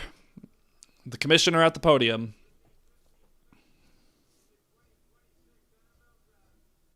The Buccaneers select Ruben Bain. There he goes. Dude, the Bucs have got to be thrilled with that selection. Brad Holmes makes great 3rd round selections. Yeah, usually. That is such fantastic value for the Buccaneers. That is such fantastic value for the Buccaneers. We were talking about Ruben Bain 2 months ago. Ruben Bain was being talked as a top 3 pick. And he's at 15 for the Bucs. That is a fantastic pick for Tampa Bay. Now, the New York Jets are on the clock. The Lions are on deck, people. What do you think of the corner depth? I wouldn't mind grabbing a corner at some point, but I think you've got a top 3 that's good. Between DJ Reed, Terrion Arnold, and Rocky Sin, I think the Lions' top 3 is perfectly fine. Now, their secondary in general is very depends on health, but we'll see. But who's best player available right now?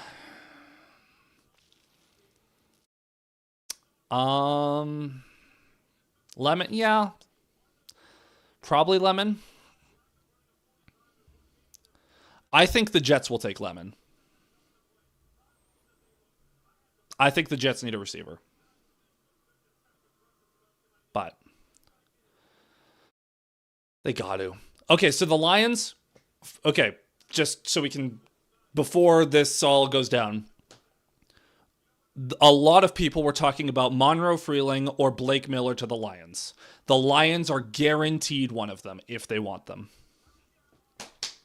I'm telling you guys, Blake Miller. I'm telling you guys, the Lions are going to take Blake Miller. I will be shocked if they don't. I'll still be happy if they take Freeling.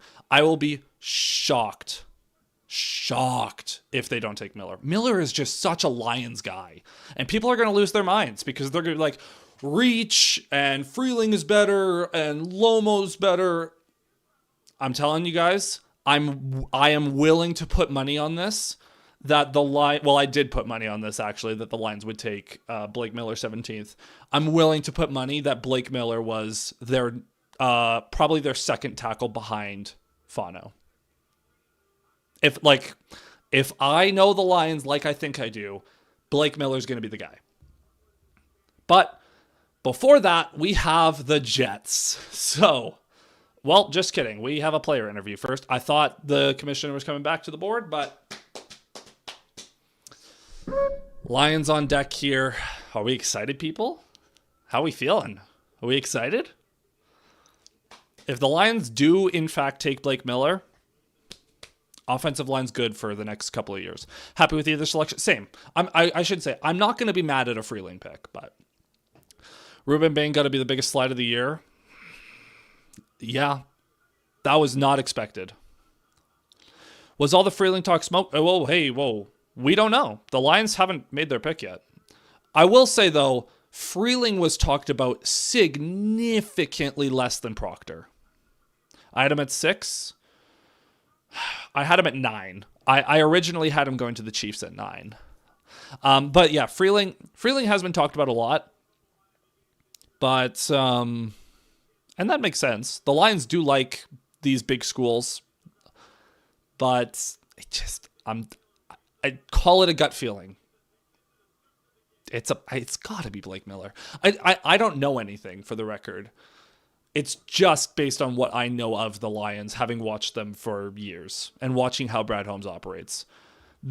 And Blake Miller, like it's all setting up very similar to a decade ago when the Lions took Taylor Decker. Blake Miller, Taylor Decker, pretty similar profiles. But, and Decker was talked about being like a late first round pick. The Lions reached on him at 16 and they got a stable tackle for a decade. That's, I think, what they get in Miller. He's not going to be the best tackle in this class, but he'll be good. Jets on the board here. They select. The Jets select Kenyon Sadiq, the tight end. Interesting. And the Lions are on the clock, people. Wow, the Jets go tight end. Talk about a curveball. Miller may have the profile, but wager Freeling has the much higher ceiling. Not much higher, but Freeling does have the higher ceiling. We took Decker around 20, similar value. Yeah, Decker was 16th overall, I believe, a decade ago. So, Mason Taylor. Hey, man. I just work here. I don't know what these teams are doing. The Lions pick is in. The pick is in, people. The Lions have submitted their pick. Give me Freeling, give me Miller. Give me Freeling, give me Miller. Give me one of the two tackles. Lomo even would be fine. Give me Freeling, give me Miller. Freeling or Miller. Freeling or Miller. Freeling or Miller. This has been the debate for months. Is Freeling or Miller? Let KC Conception slide down to 30. I beg you. He might. The Chiefs are going to snipe you at 29. I'm so sorry to tell you, Amari. He's totally a Chief. You're telling me KC isn't going to KC? That's a match made in heaven. Okay, no spoilers. No spoilers. The Lions pick is in. I love you guys. I'm not going to look at chat just in case until this Lions pick is made. I'm not going to look. On the off chance, I trust you guys, but on the off chance that one of you sees the pick early and gets excited, I'm not looking at chat until after this Lions pick is made. The Lions pick is in, people. I'm so confident. I feel like this has to be Blake Miller. I'd be shocked. But give me Freeling or Miller. Freeling or Miller. Freeling or Miller, please. Give me a tackle. Let's solidify that O-line. Let's solidify the O-line. Keldrick Falk would be a consideration. That safety, Daniel Thieneman, the Oregon safety, he'd be a strong consideration as well. But that'd be if Kirby Joseph is dead. But Keldrick Falk or Akeem Mesidor, maybe they'd be good edges. I won't debate that. But offensive line, don't go to commercial break. Please don't go to commercial break. Please don't go to commercial break.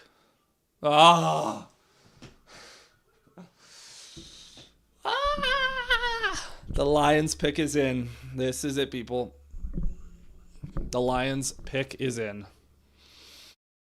Just give me a tackle. Just give me a tackle. I don't care which one. There's 3 good ones available still. Just give me a tackle, and we can start talking about a Jahmyr Gibbs 2,000-yard season. Just solidify the O-line. Because if the Lions do take a tackle, then the offensive line is set for at least the next 2 years. Because you have Cade Mays, who's signed to 3 years. Tate Ratledge has 3 more years left on his rookie deal. Penei Sewell's never going anywhere. And Christian Mahogany has 2 years left on his rookie deal. So that'd be the offensive line would be set for the next 2 years. It'd be young. It'd be good. Like the oldest is Cade Mays, who's 27. And then we're talking about potentially getting back to one of the best offensive lines in football. Oh, I can't handle this. I'm sorry. Again, I'm sorry, guys. I'm not looking at chat. Give me. I'll get to you back to you guys in 2 or 3 minutes. I hate that they put a commercial break right before the Lions pick. Why would they do this to me? Why would they do this to me? I'm not looking. I'm not. You guys are just over here, and I'm not acknowledging. I swear to the holiest of deities, if the Lions do some BS right here, if the Lions do something stupid, what's the stupidest thing the Lions could do? Wide receiver, take Lemon. I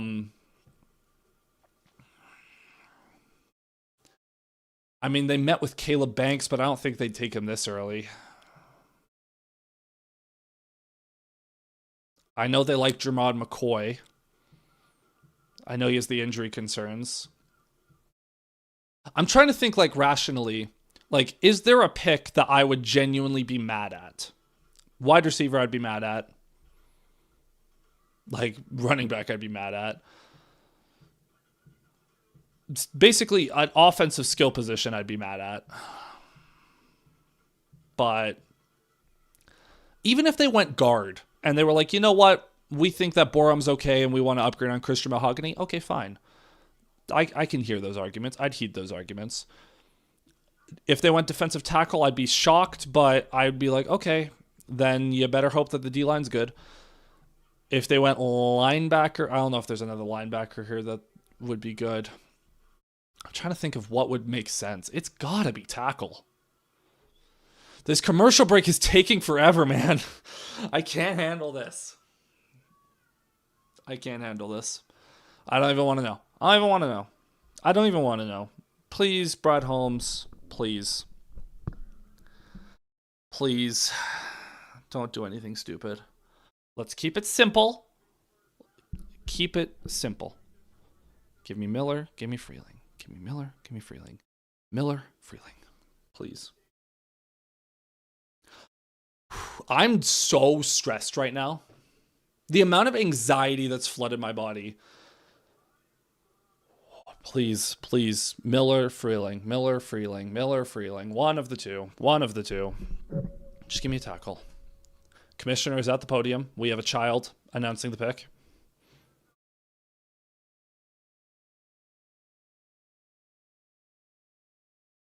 Oh, it's Make-A-Wish. All right, Make-A-Wish, kid. Make my wish come true.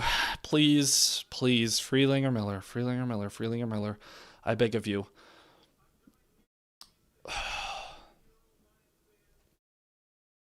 Talk to me, kid. Talk to me. Talk to me. Brad Holmes, I beg of you. Brad Holmes, I beg of you. I'm not looking at chat. I see the chat moving. I'm not looking at it.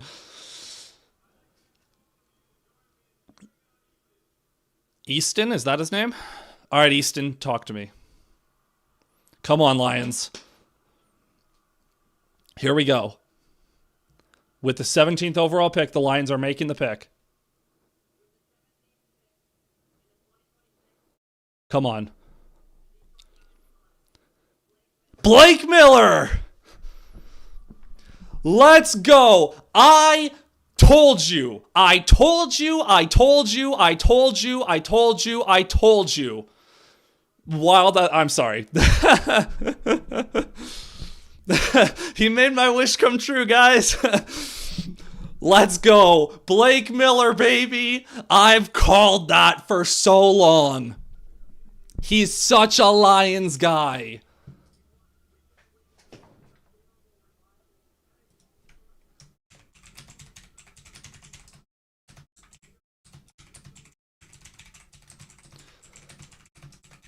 Let's go.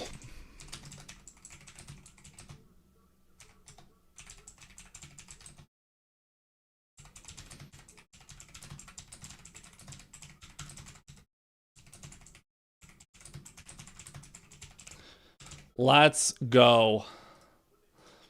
Let's go. Okay, Blake Miller. And look, okay, I know I'm really excited, and this is like one of those moments where, is Blake Miller the best player in the world? No, he's a solid tackle. and he's going to be a solid tackle. Is he going to be crazy elite? I don't think so, but he's going to be a super solid tackle. I'm very excited because I called it. I knew it. I've known that for so long. And Alex is, if you guys listen to the Pain and Drain show, Alex is going to be laughing because I've been all over the Blake Miller train. I placed my bets on Freeling. Well, they took attack. Lions picked Tim Tebow. That's funny. Oh, I didn't even edit this stuff. Hold on. Minnesota's making their pick now. It's going too fast. The Vikings select Caleb Banks. Interesting. All right, let the edges fall. Caleb Banks, the defensive tackle.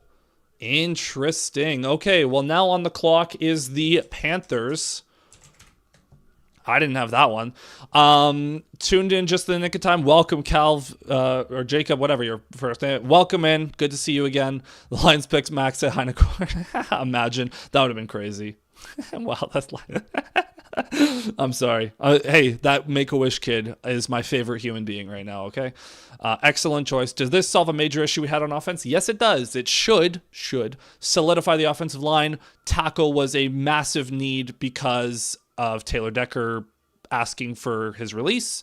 So the Lions now, they were going to have to take a tackle at some point in the next 2 years. They take Miller here. And the Lions now have Sewell on the left, Miller on the right, and Tate Ratledge in the middle. And Cade Mays, 4 out of 5 spots are secure for the next 3 years. And Mahogany, maybe they take a guard at some point, but with Mahogany, the offensive line is set for the next couple of years.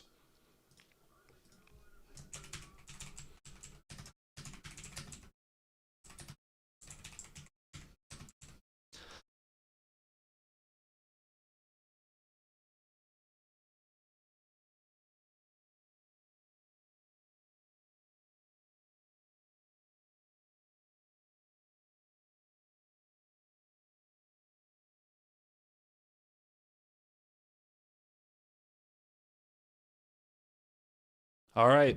So yes, that does solve a major issue. How are we feeling, people? How are we feeling about that?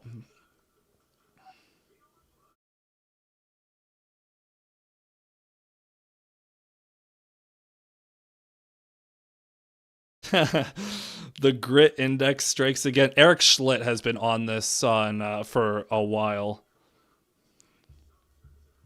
But yeah, everyone and their mother. Okay, so this is the thing. The Lions, the national media ignored Miller to the Lions for so long. Every local media member knew that this was the pick. Everyone. So this is your lesson when you're looking, when you're talking draft and who's a fit for the Lions. Always listen to the local guys more than the national ones, because the local guys actually know. Colton Pouncey was the first guy I saw on this. Eric Schlitt was big on this train as well. Obviously, I was on this train, but I was on this train because of their reporting. I'm not a reporter, obviously. So it was their reporting of the characteristics of Blake Miller that had me sold. That's the guy. That's the guy. That's the guy.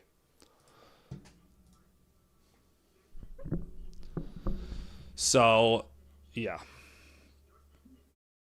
That just made too much sense. Good. Next season needs to start now. Well, hold on. We still have an edge that I would like to draft 50th overall, or maybe higher. Caleb Banks to the Vikings. Hold on. We got to acknowledge that for a second. Caleb Banks, he's had some injury concerns, but that is a very interesting pick for the Vikings, and I'm not excited about that. I hate that the Vikings get another defensive lineman to torment me with. Jeremiah Love becomes the highest paid RB in terms of guaranteed money for now. Achane still needs a contract. Bijan still needs a contract. Gibbs still needs a contract. I'm willing to wager at least one, possibly all three, will get more guaranteed money. Bijan will probably... I think Achane and Gibbs probably get 3-year deals, if I had to guess. 3-year extensions to tack on to their 4th year here. Bijan, I think, gets a 4-year deal. And so Bijan will get more money because he'll get the extra year. I think Bijan should be the highest paid. I really hope the Lions extend Gibbs like next week, because I want him signed before HN and Bijan, so that by the time the season starts, he's the 3rd highest paid running back. But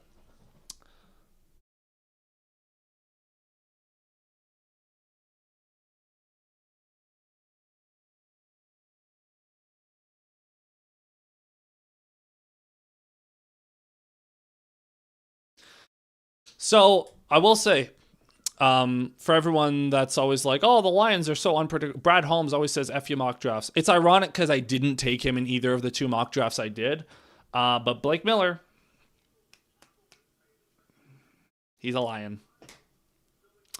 Carolina Panthers on the clock here. Who do they want? Let's see this. Lemon, maybe? The Carolina Panthers select Monroe Freeling. Okay, he goes off the board right after. And Dallas is now on the clock at 20. So we've had 5 tackles go off the board in the top 20. There's a lot of tackles. I feel so vindicated right now. We have a trade alert. Trade alert. The Cowboys are trading the 20th overall pick to the Eagles. They trade in division. Oh, boy. Oh, boy. Who does Philly want? Oh, that's interesting. Who do the Eagles want? Who's the best player on the board? Lemon. They trade 23, 114, and 137 to Dallas to move up a couple of spots. Oh, baby.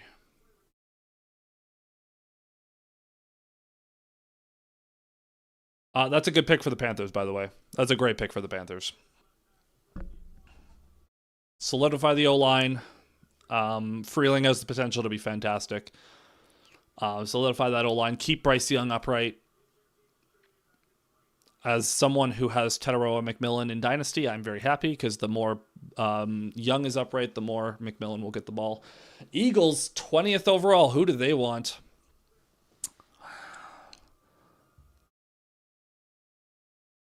With the 20th pick, the Eagles select. Ooh, Makai Lemon. Ooh, that's fascinating. Does that mean potentially that AJ Brown, those rumors aren't going away.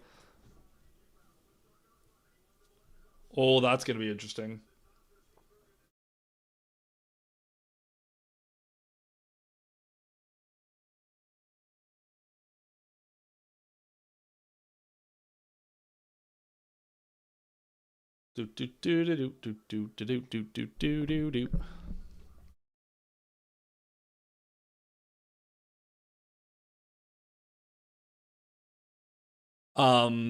That's fascinating. So AJ Brown, is he gone?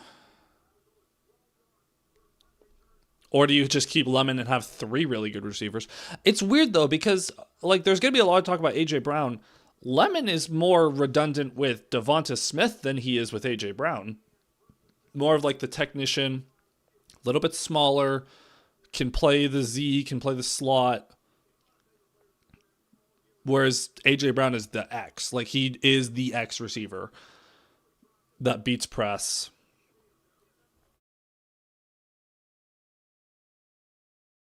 I don't know. That's an interesting one. Steelers on the clock at 21. What do they do? I need to see a list of who's still available. Akeem Mesidor, I know, is still available. Keldrick Falk is still available. I think the Cowboys might be lurking on him, or the Bears could be lurking on Falk. That safety Daniel, is it Thieneman from Oregon, is still on the board.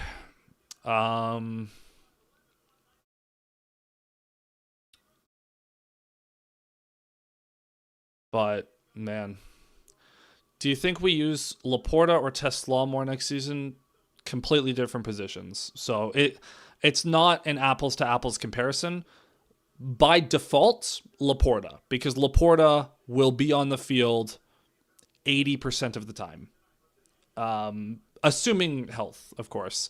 Whereas Tesla is the wide receiver 3, and he'll be on the field 40% of the time.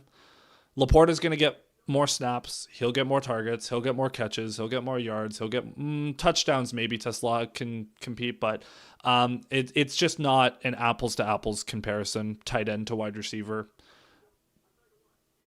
Assuming Laporta's healthy, Laporta will be used significantly more. Steelers are running out of time here. They're down to 47 seconds and they get the pick in. So Steelers were contemplating. I don't know what they got going on, but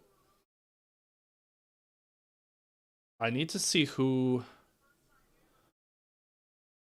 I need to look at the Beast draft guide. Hold on.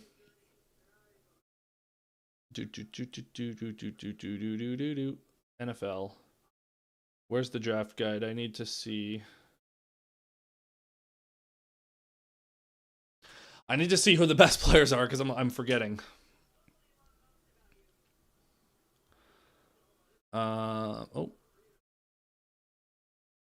So, who's still available from this list? Jermod McCoy, but he has the injury concerns. But someone's going to take McCoy, I think, in the next 10 picks.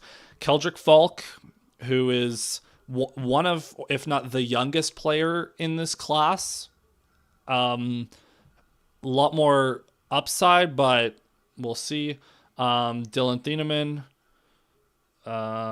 Casey Conception. Is that how you pronounce that name, by the way? I don't know. Oh yeah, Omar Cooper. Omar Cooper's still available, isn't he? Emmanuel McNeil-Warren, Chris Johnson, Lomo. Steelers could take Lomo. Denzel Boston, Avion Terrell, and then we get into like Mesidor. But yeah.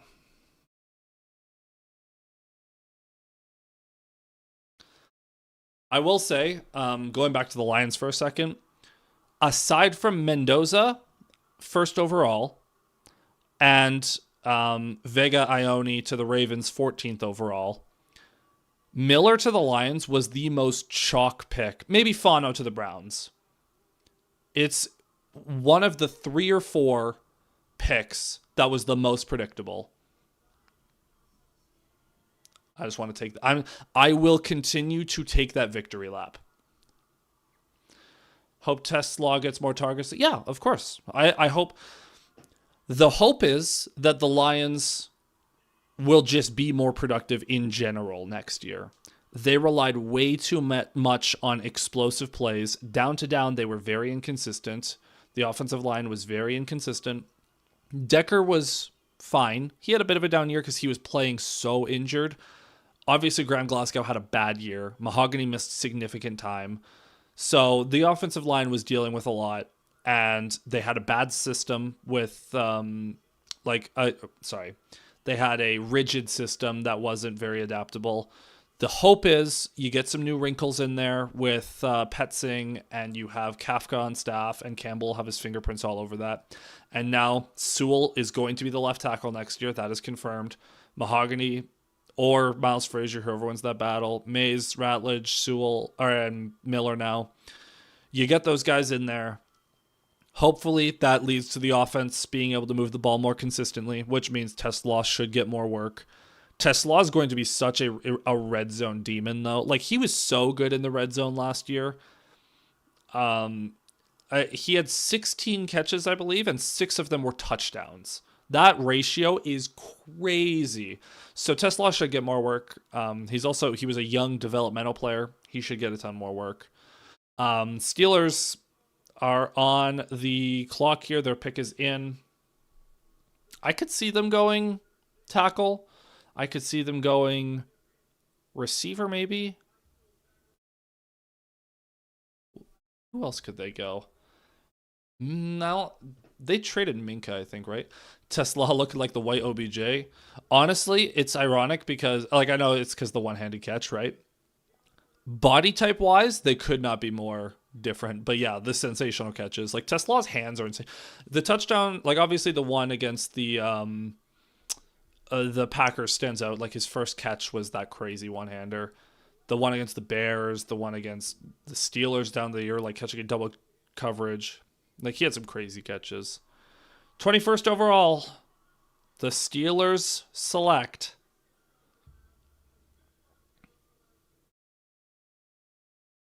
tackle. Whoa, Ihanachor goes before Lomo. Are we going to get 7 tackles in the first round?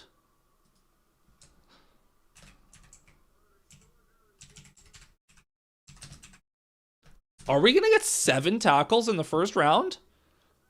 Wow.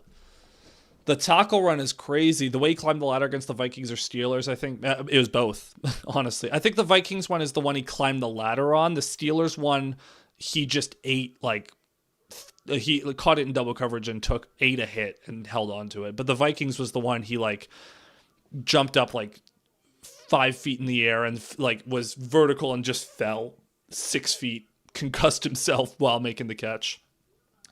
Okay, Chargers on the clock now. Do the Chargers go? For the record, I'm a big fan of the way these edge defenders are falling. I'm a big fan of that. We are cheering so hard for the edges to fall. So hard.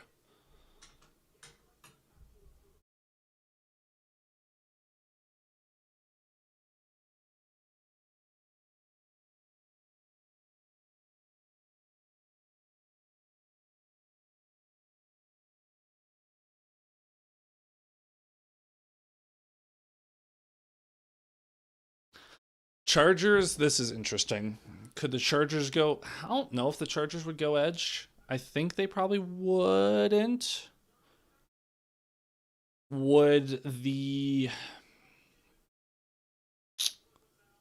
Trying to think. Safety?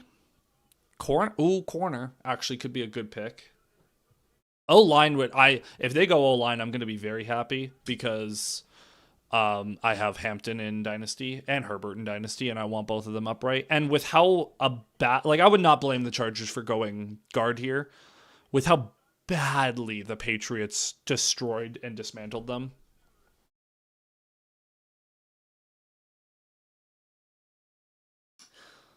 That's interesting for the Steelers, though.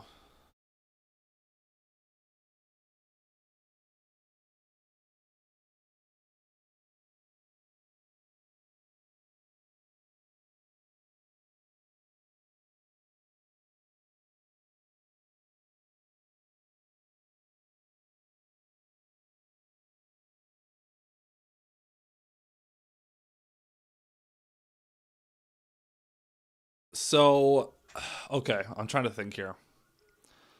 How many edges are still on the board?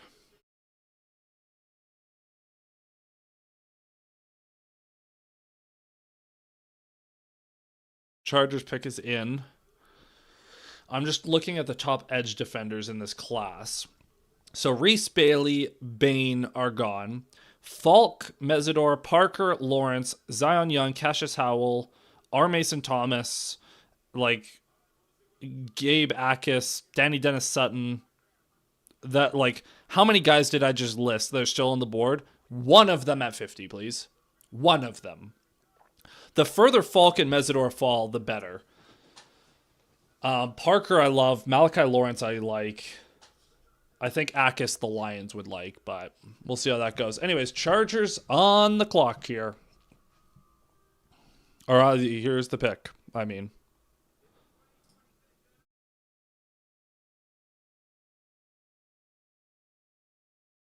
Akeem Mesidor. There's an edge. So Mesidor, the over... Oh, I put two S's. Mesidor, the overager edge. But he is the most day one ready pass rusher probably in the class. Probably. 25 years old already, but for a Chargers team that thinks that they are closer to competing than not, I get it. I get it. He's an absolute speedster off the edge. Some injury concerns and obviously the age concerns, but man, he can fly.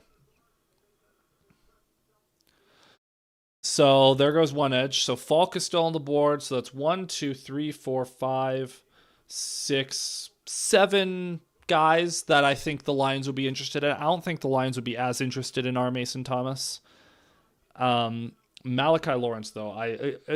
Parker or Lawrence, I would love. I think Lawrence actually might make a lot more sense. He's going on 23. He's going to turn 23 in July. He's a fifth-year senior, but we know that the Lions talked to him this week, or like sometime recently. Brad Holmes had like a Zoom meeting with him. Good pass rusher, good against the run. You've got guys that are good against the run already. So that'd be interesting. That would be interesting.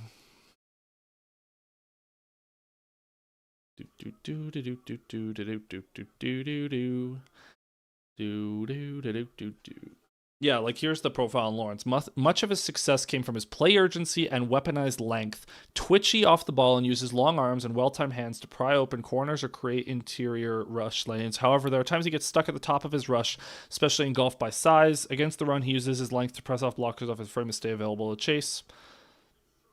I think he would be solid, super solid opposite Hutch. But yeah, there's a number of edge guys that I think the Lions are going to be interested in if they make it to round 2.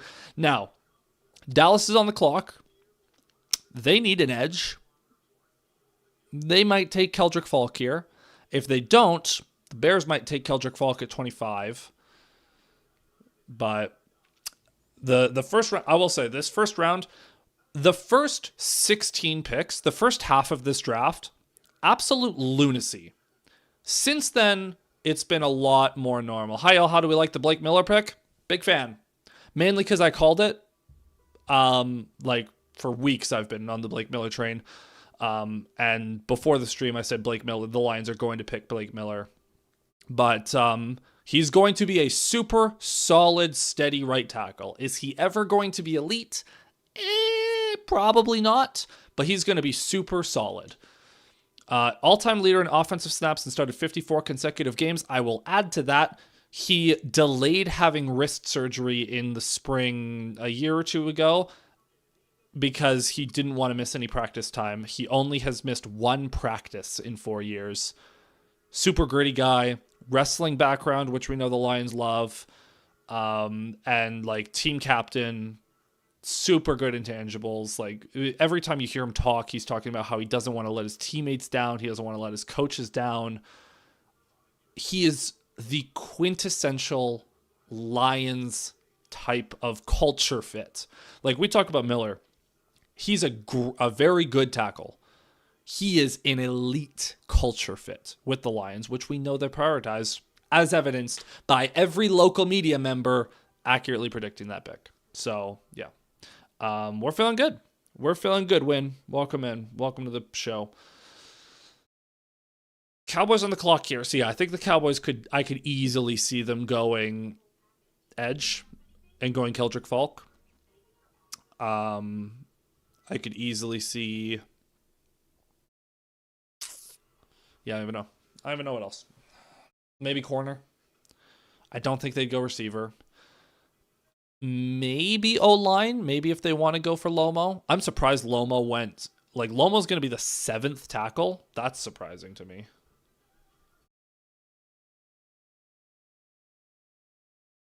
I'm just going to check my mock draft that I had with my buddy. So obviously Mendoza was the free space. I had Fano to the Browns, which did happen just at the wrong spot, so I get partial credit for that. And then we get into the weird territory. Because I Vega Ione, 14th I got. Blake Miller I got to the Lions. And that's kind of it. So far through night, yes, Penei Sewell is going to be the left tackle next year. That is going to be confirmed now because Miller is a right tackle.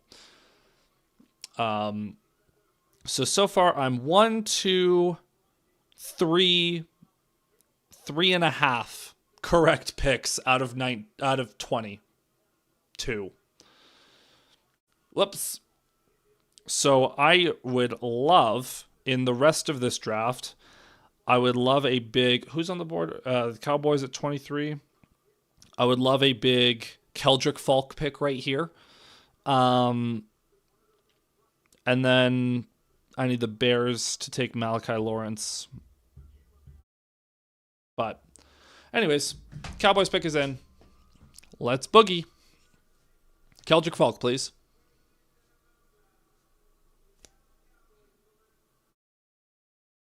Malachi Lawrence. Okay, well, that's the guy I was just talking about. I was dreaming he would fall to the Lions at 50. Huh. Well, so much for that. Malachi Lawrence goes 23rd overall to the Cowboys. That's a good pick. That's a good pick. He's a good edge player there. Unfortunate, but that's good. Well, they took an edge. Just not.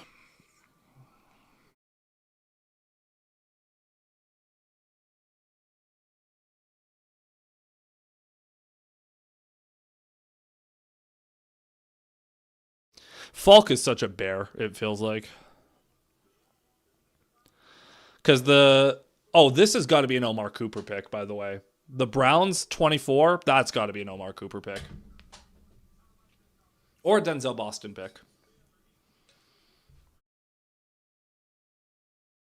So Malachi Lawrence off the board. There's another edge. We need some of these guys to start slipping a little bit. I'm guessing the Bears will take one, and then I'm hoping no more for the rest of the first round. I'm hoping, at least. Good for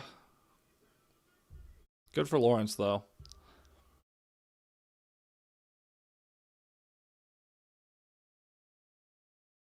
Do.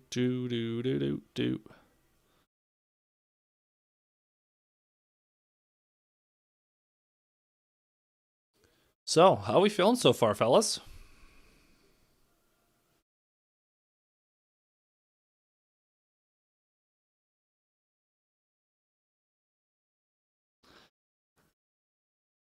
Do.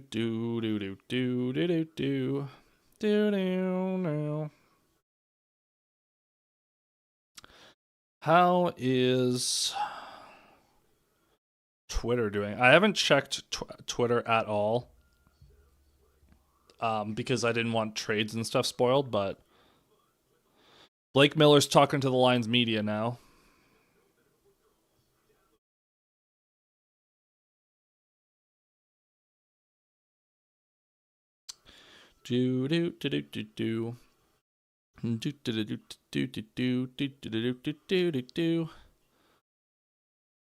We'll see what the Browns do. The Browns have got to take receiver here, it feels like. And I'm going to be a little sad when Falk definitely goes to the Bears, but...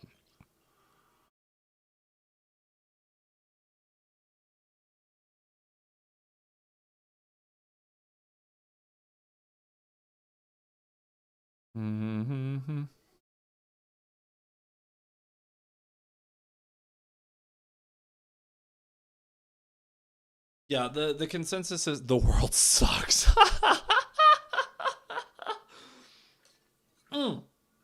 Did they go KC? Actually, don't answer that. We'll wait to see what they actually do.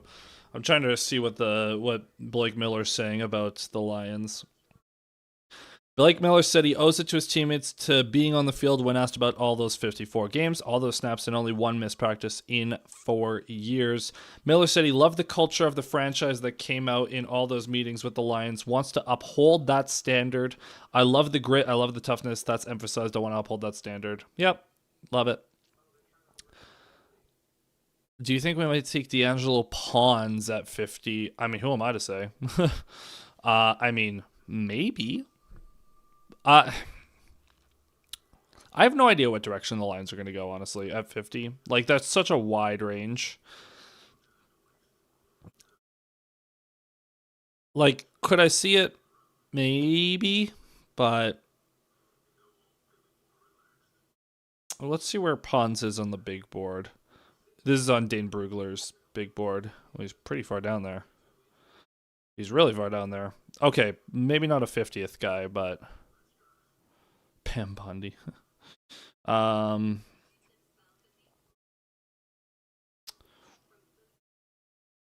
So am I blind? Diego Pons is. Oh wait, is there a different Pons?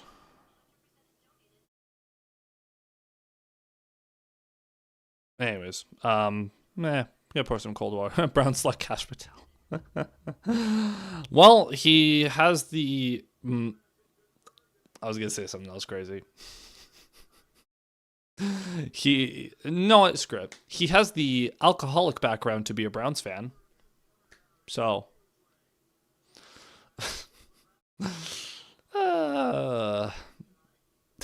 Ignore me. Just ignore me. Browns, select me. Select me. It's gotta be a wide receiver. Like Omar Cooper, maybe KC, but you would think. This is the pick that they got from the Jaguars in the Travis Hunter trade, by the way. The trade down, rather. Better than Deshaun Watson. Facts. Low bar, but Commissioner back up on the stage.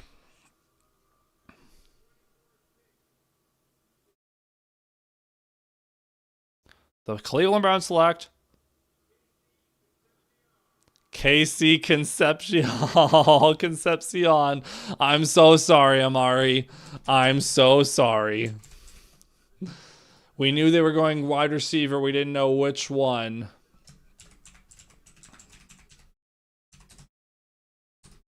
That's so sorry, Amari.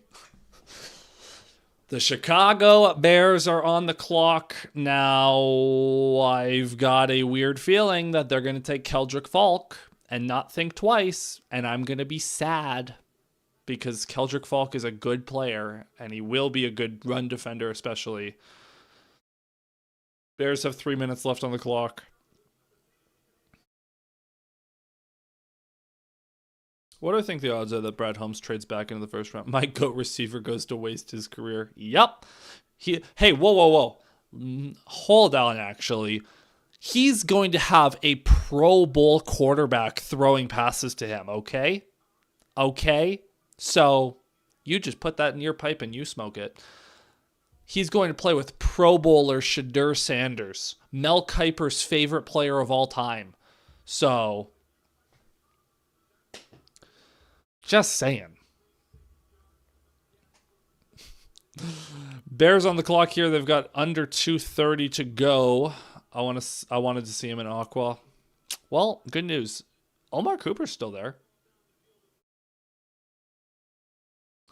Still there.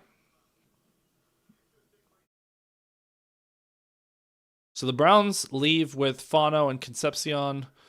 That's a good draft. And an extra third and a fifth. That's a good haul for the Browns. That's a good haul. Reinforce the offense. I know that I'm not the biggest believer in Shadur, but you're at least giving him a chance to succeed a little bit. He's not going to, but you're giving him a chance to. Honestly, okay, I'm being a hater. Shadur will be like, he'll be a top 32 QB, but he will probably not be higher than 20. Ooh, here's a question. Who's going to have a better season, Shadur Sanders or J.J. McCarthy?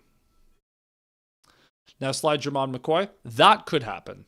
The concerns about the knee are real with McCoy, but if he's healthy, he's CB1 in the class.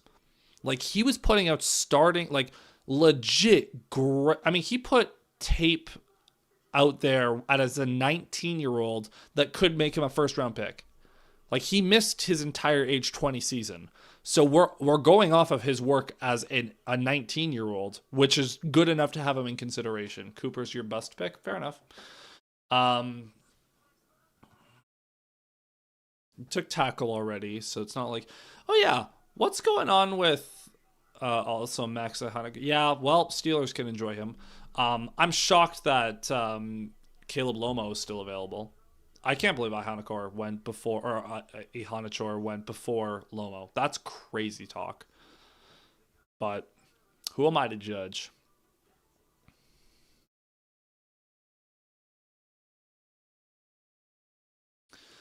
All right, let's. I'm gonna go. Do you think Stafford was informed of? Yes, they said on the broadcast, or Schefter said somewhere that the Rams told Stafford earlier today that they planned to take Simpson.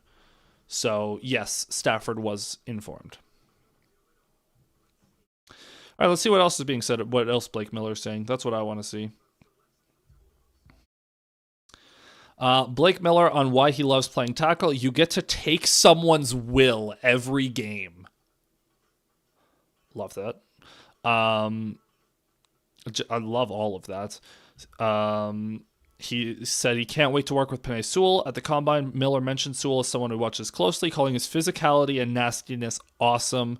Miller said he also hasn't missed a game in high school or middle school in addition to college. Yep. Oh, my Lord.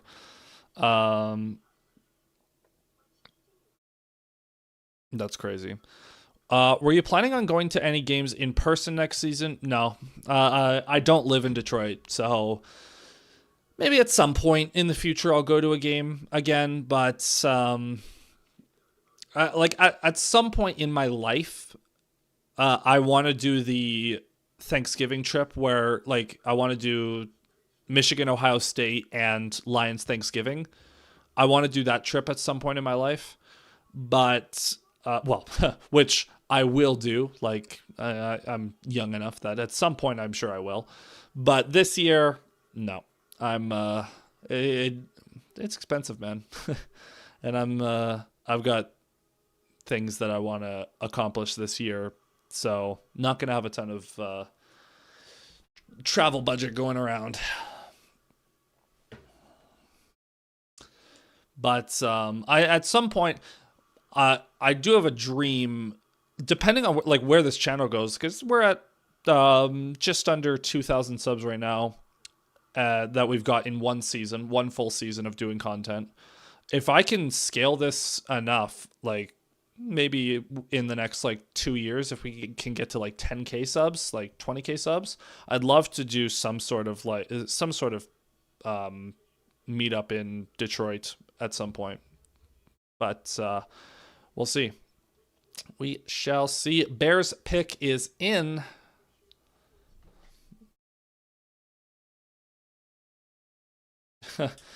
Todd McShay, in his draft guide, compared Blake Miller to Taylor Decker. The Lions we're maintaining the status quo. But it's worth noting Miller has longer arms and tested better at the combine. Trust Miss Ford will fly you out.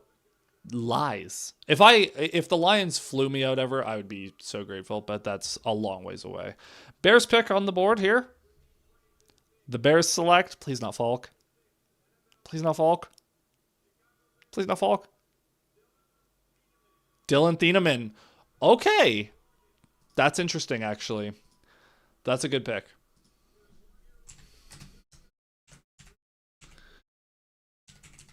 Bears get a ball hawking safety. That's a good pick. Yeah. No notes. I'm not like super upset about it, but I'm not happy. I don't love. Between Banks and Thieneman, that's two defensive playmakers that have been added in the draft, and I hate to see that. To our rivals, I should say. Thank God. Well, thank God the Packers don't have a first-round pick. They only added Micah Parsons. But whatever.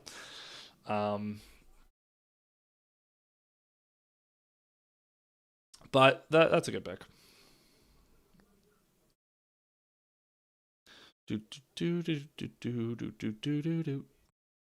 So a lot of stuff about Blake Miller are going to be coming out tonight. I love that quote so much. You get to take someone's will every game.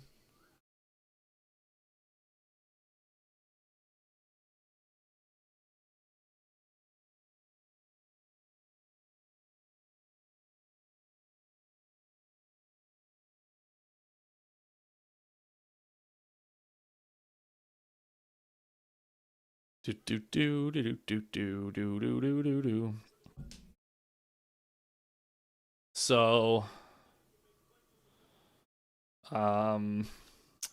yeah, Bill's on the clock now. We'll see what's cooking here.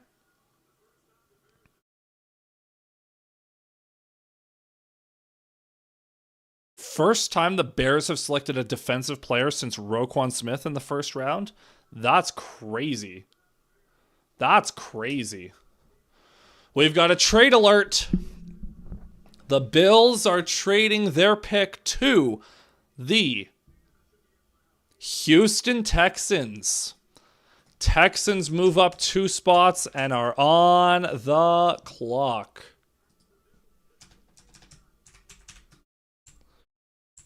Interesting.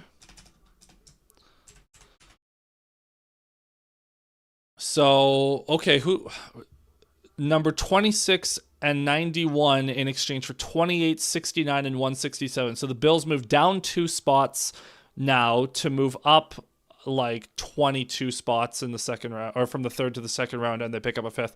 Niners are attempting to trade number 27 as well. That's interesting. Texans pick is in. Interior defensive line? I heard that the Texans were trying to add to their defensive line, and obviously not at edge because they have a wicked edge duo, but to get someone on the interior that could help out a little bit.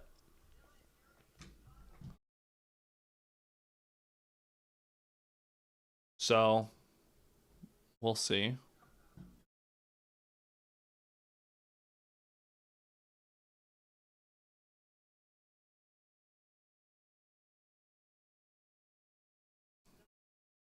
Do.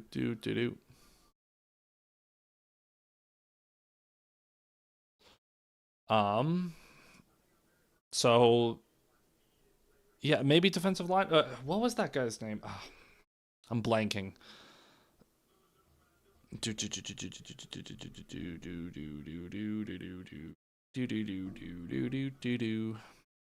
His name is John Cena. Caden McDonald. If I had to bet, Texans are taking, or I think the Texans are jumping up for Caden McDonald because he's a very good run defender, and the Texans, you just got to stop the run, plug the middle so that your edge guys can go crazy on third down.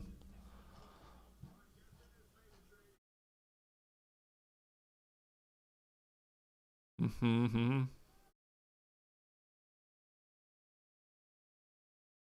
Commissioner making his way out. My prediction is Caden McDonald. Peter Woods or Christian Miller, I would also accept as semi-correct picks.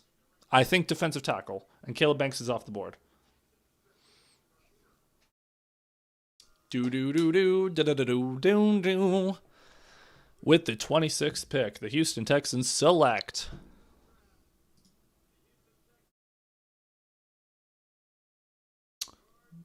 a guard. That also makes sense.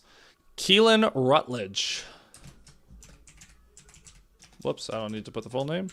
Rutledge. Okay, I mean, makes sense. Shore up the offensive line a little bit. He was Dane Brugler's 4th ranked guard, and he was ranked. Oh, trade alert. Niners are trading out. The Niners are trading their pick to Miami. Amari, wake up. Amari, wake up. Dolphins are on the clock. Where was Rutledge ranked? I feel like that's a bit of a surprise. I didn't really see him talked about as a first rounder.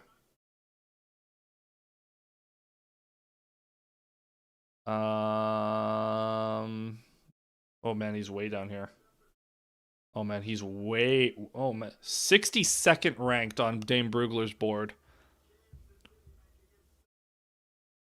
Okay, so the Niners move out of 27. I'm assuming they move back to third. I'm assuming they move back to 30. So the Dolphins up for the second time. We'll see what they opt to do. I still can't believe the Rams took Ty Simpson. That's crazy.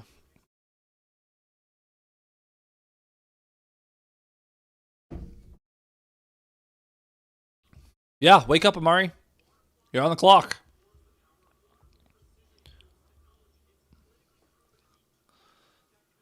Who do you want?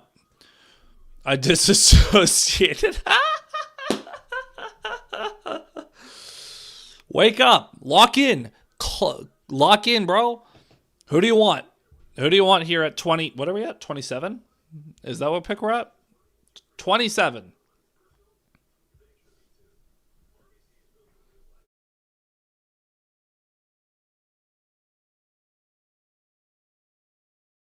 Do.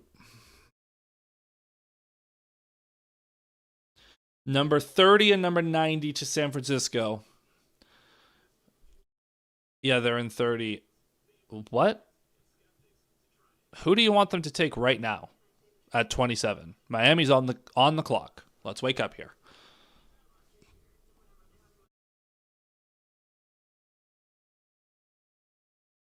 Do.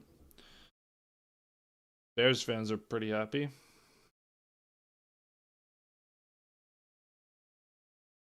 Okay, I pick you. Aw, that's so sweet.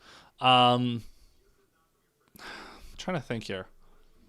Maybe edge. Maybe you want like a Keldrick Falk, who's still on the board somehow. Defensive tackle. Safety. Thieneman's off the board, but you could take Jermod or Boston. Yeah. Jermod would be interesting because he has such good potential. Basically, double down on tackle and take Lomo. Take 2 tackles. Because Maui go as a right tackle, you could take Lomo to be your left tackle. Boom. Get both tackles dealt with in the same first round. It actually wouldn't even be that bad of a play, but that would be the kind of first round that's like, look, no one's going to be happy right now, but 3 years from now, you'll be very happy.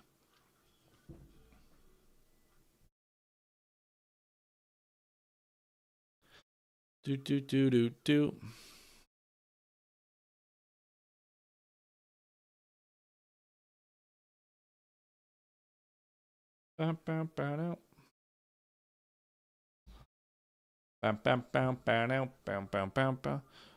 What is Falk still doing on the board? That's a fantastic question.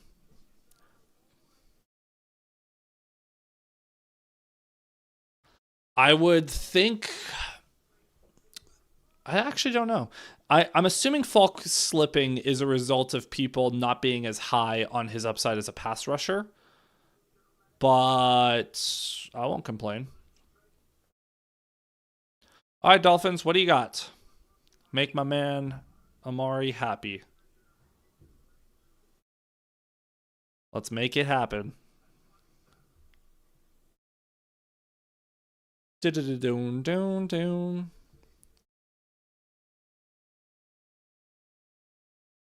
Dolphin select. Chris Johnson. Well, you got a corner. It's not Jermod McCoy, but you got a corner.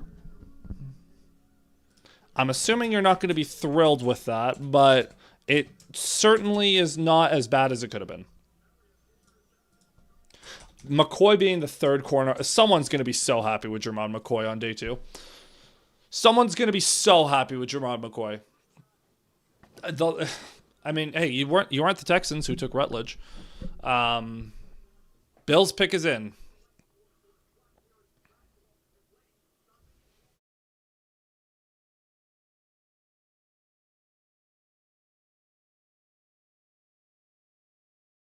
Do do do do do do do.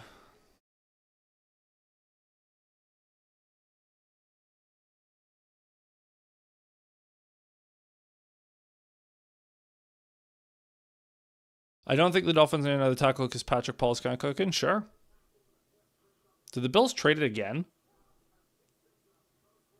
The Bills trade back with New England now.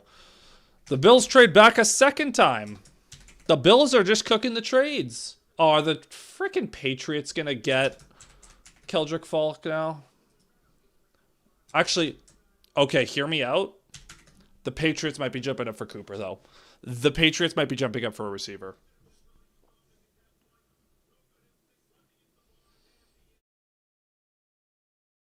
Not even Terrell? I think Terrell and Johnson are closer than Johnson and McCoy, if McCoy's healthy. But McCoy, the fact that McCoy hasn't gone, the knee must not be okay. Otherwise, I think he would have gone. The Bills just refuse to stick and pick, eh? Buffalo Ignama said this one out. I mean, hey, if you want to keep acquiring these mid-round picks, why not? Bills, I mean, the Bills are probably going to take a defensive tackle that can stop the run. I think the Bills might take Caden McDonald at this point. I'm just trying to think of who else. I just want, like, look, Keldrick Falk is not falling to the Lions at 50. But him falling is good because that means other edge guys are going to continue to fall, hopefully. Patriots pick. There's Lomo. Okay. There we go. We have a 7th tackle off the board in the first round. Caleb Lomo off the board to the Patriots. That makes sense. You got to keep Drake May upright. That makes a ton of sense. They have Will Campbell. Wait. Okay, I guess Lomo's going to have to play right. He can play right. He can figure it out. Penei Sewell never played a snap at right tackle before the NFL, so like it's not that you can't do it, but if he's going to have to start training right now to play right tackle. And then Will Campbell will be the left tackle. Caleb Lomo, yeah, it's a good pick. Lomo was slipping too much. You had to kind of end that slide.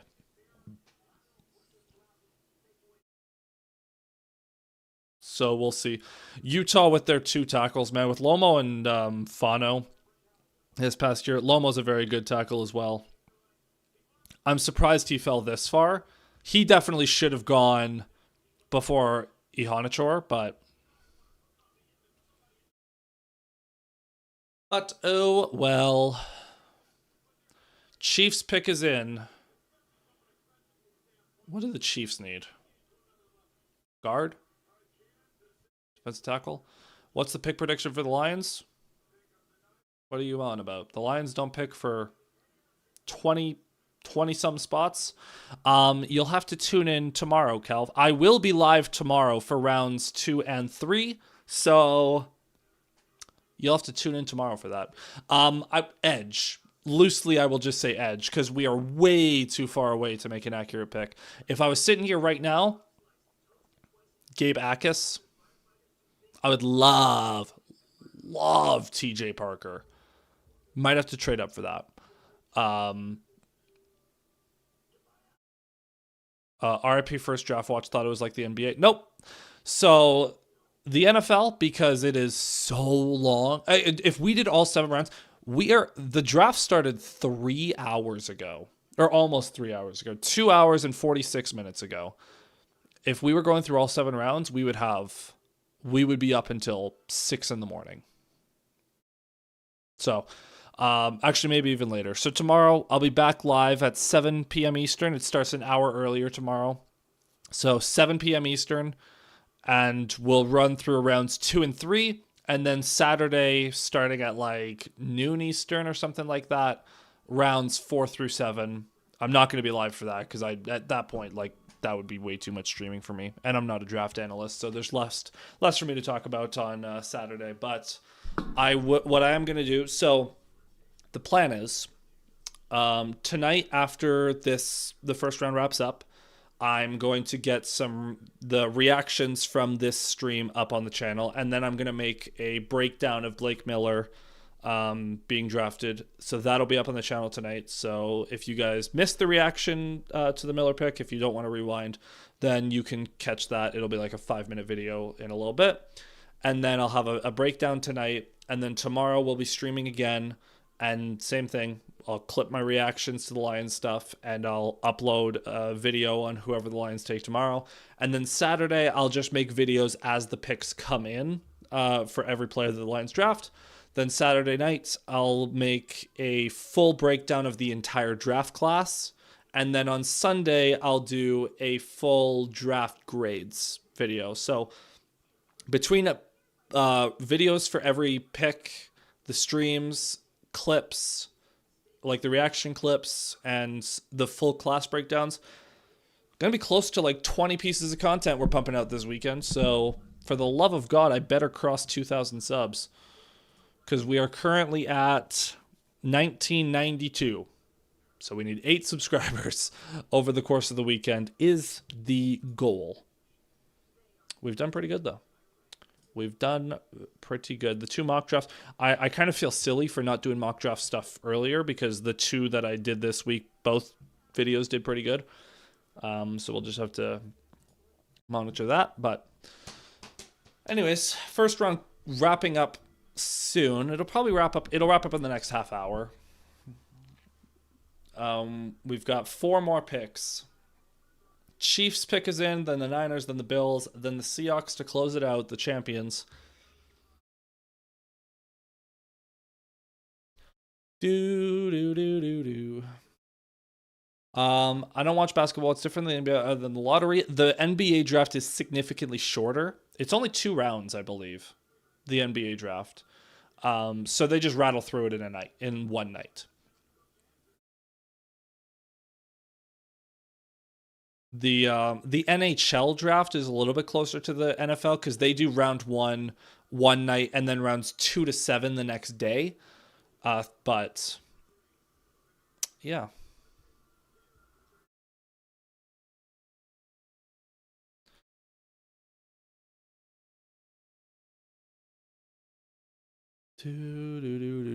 Oh, I will say, going back to the Texans, by the way, I forgot to mention, David Montgomery's got to be happy with an offensive lineman being picked.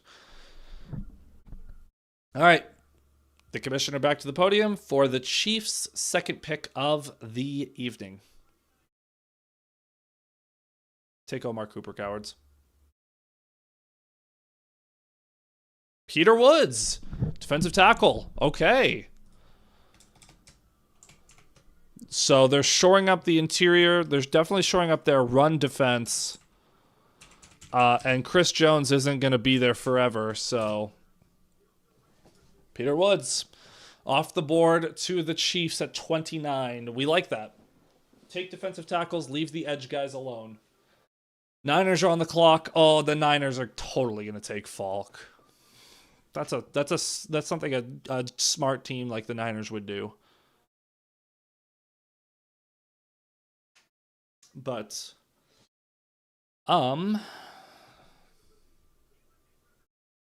I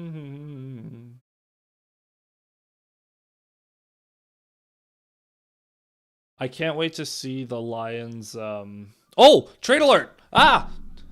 Jets are on the clock. The Niners have traded out. The Jets are back on the clock. They trade back into the first round, so the Niners just don't feel like participating tonight. The Niners get pick 33 and 179, so the Niners will be the first pick on day 2.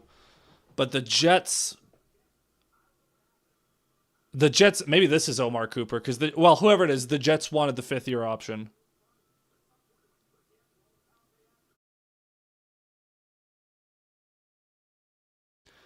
They're talking about TJ Parker on the broadcast because he played with Peter Woods at Clemson. Stop it. Stop mentioning TJ Parker. We are going to do our very best to have TJ Parker fall to 50 or into the 40s so the Lions can trade up.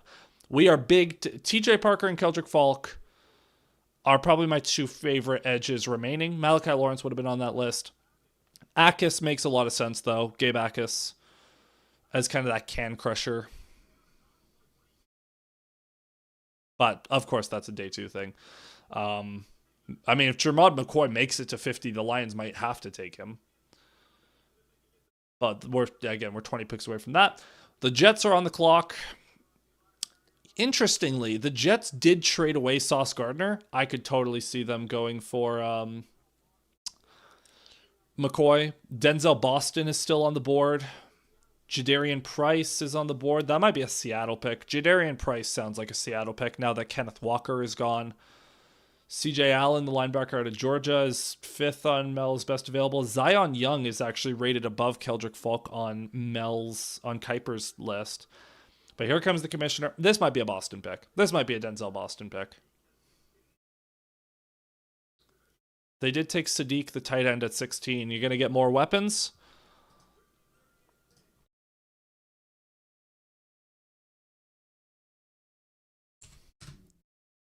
Omar Cooper. There's Omar Cooper. He's popping his head out. So a wide receiver and a tight end for the Jets in this first round. And the Bills are back on the clock at 31. And the Bills, this has got to be a Caden McDonald pick, right? This has got to be a Caden McDonald pick.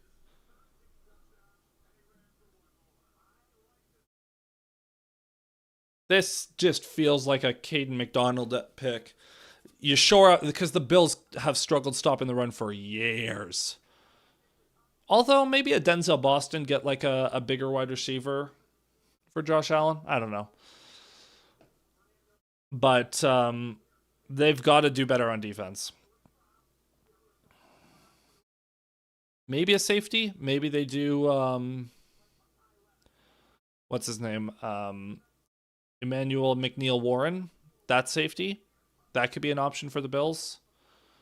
Maybe they could go Jermod McCoy. I don't know. But we got two picks left here in the first round. The Bills and the Seahawks. I think the Seahawks might go running back. Because you won the Super Bowl. You might as well take a luxury pick.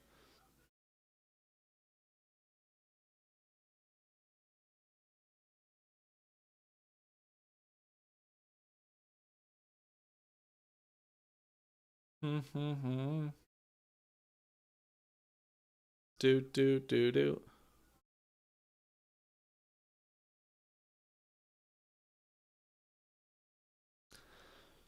We are rapid. So 3 first-round picks for the Jets. David Bailey, Kenyon Sadiq, and Omar Cooper.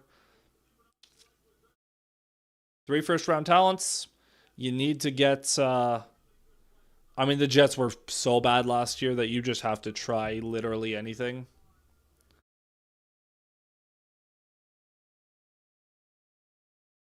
Oh, no.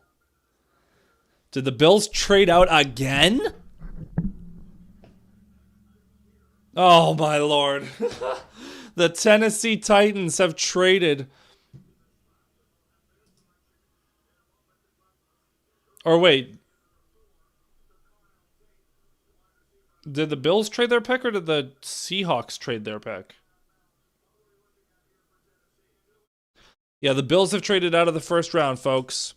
The Tennessee Titans are back on the clock.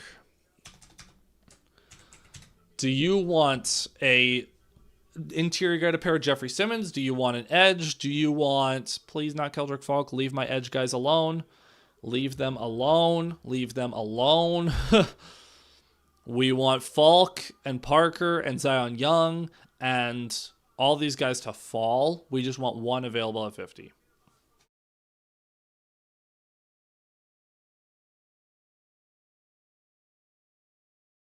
Do.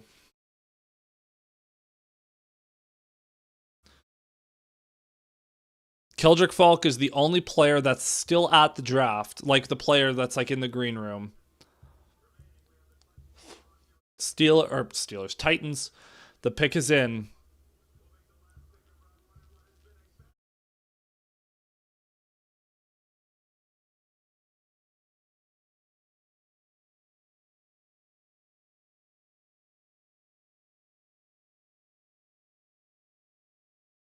This is not a real draft. Of course it is.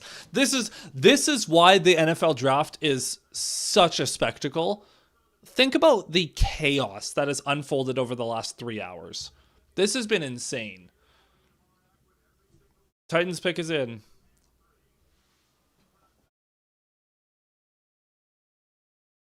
Do do do do.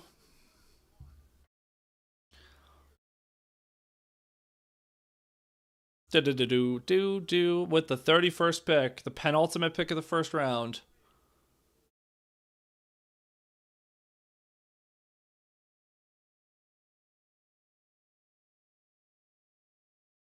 $320,000 people in Pittsburgh at the draft, a new record. Titans with their new logo.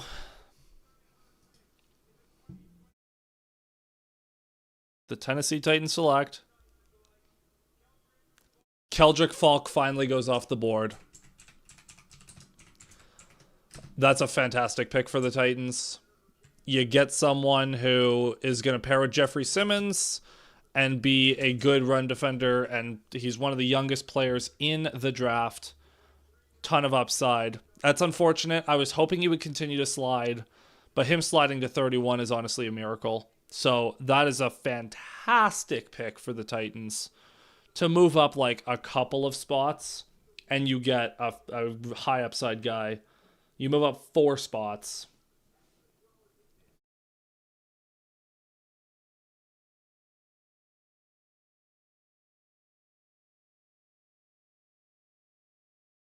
Yep, that makes sense. That makes too much sense.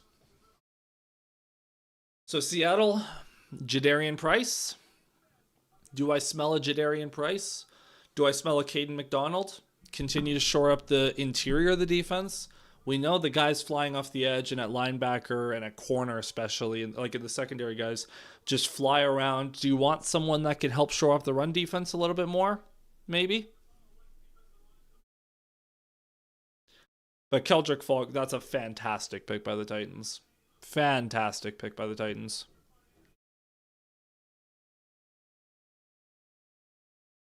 I was talking at 4th overall that the Titans maybe want to consider Arvell Reese since he fell to them. They go for a receiver to give Cam Ward a weapon, and now they trade up to 31 and they give Robert Saleh a new edge defender to play with. Makes too much sense. Way, way, way, way too much sense.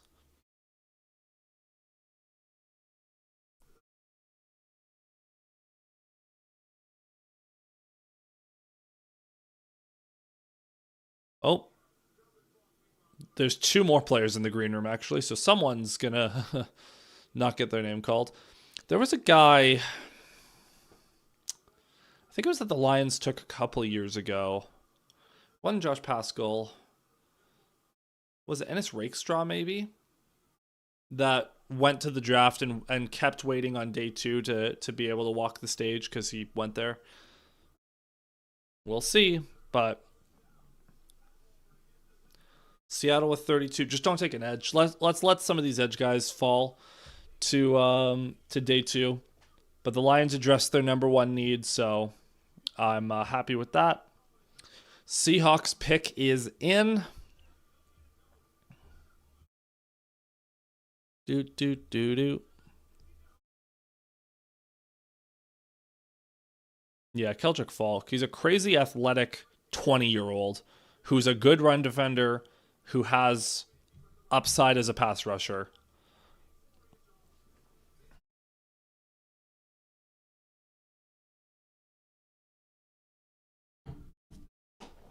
But yeah. Carnell Tate and Keldrick Falk, that's a good first round for the Titans. Good first round. Titans are going to be better than people think. The Titans are going to win 6 or 7 games next year. And people are going to be like, whoa, the Titans are better than we thought. Maybe even 8. That might be aggressive. But Cam Ward is a dude. And I think giving him another receiver, you have Io Manor who can be a solid number 2. You have DK who can be a solid deep threat / number 3. And now Carnell Tate who will presumably be your wide receiver 1. Defensively, you have Jeffrey Simmons to pair with Keldrick Falk. You have guys like Arden Key around there as well. Like, That D line should at least be somewhat interesting. What's not to like? What's not to like? Now, I swear to God, if the Seahawks trade out. Now, the Seahawks thought they would trade back, but they are indeed sticking and picking at 32.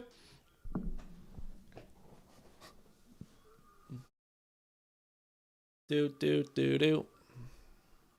Do do do do do do do do do do do do do do.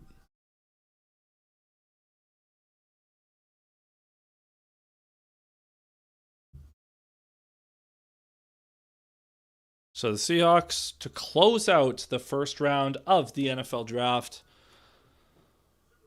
called it. Who did you call? Actually, don't tell me.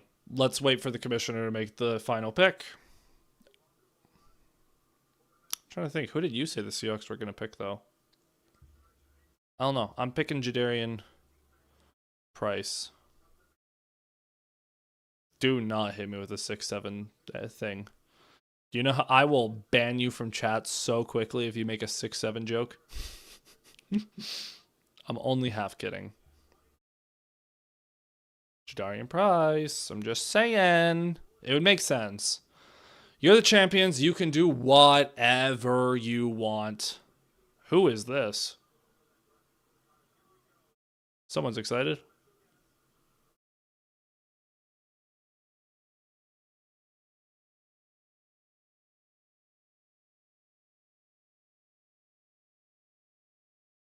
All right. Commissioner at the podium. Make a wish again.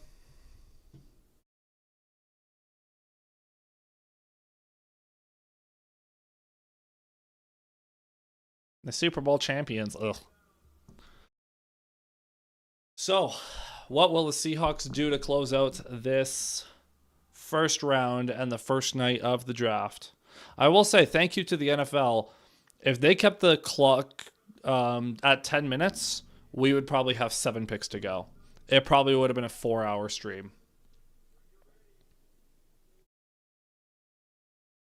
But instead, we'll get out of here in under 3.5. It's about the length of a game. This kid's excited.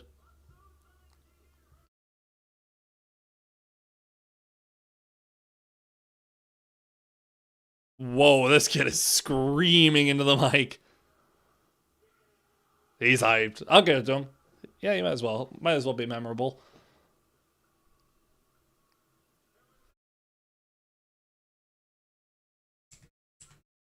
The Seattle Seahawks select Jadarian Price. There is your Kenneth Walker replacement. And that, ladies and gentlemen, is the end of the first round of the NFL draft. 32 picks down, like 220 to go. But we will deal with that later. So there's the Lions are up at 50. So 18 picks to go through tomorrow before the Lions pick. They currently do not have a third round pick. However, I would expect that to change. I would not be shocked if the Lions trade up into the third round in order to make some magic happen.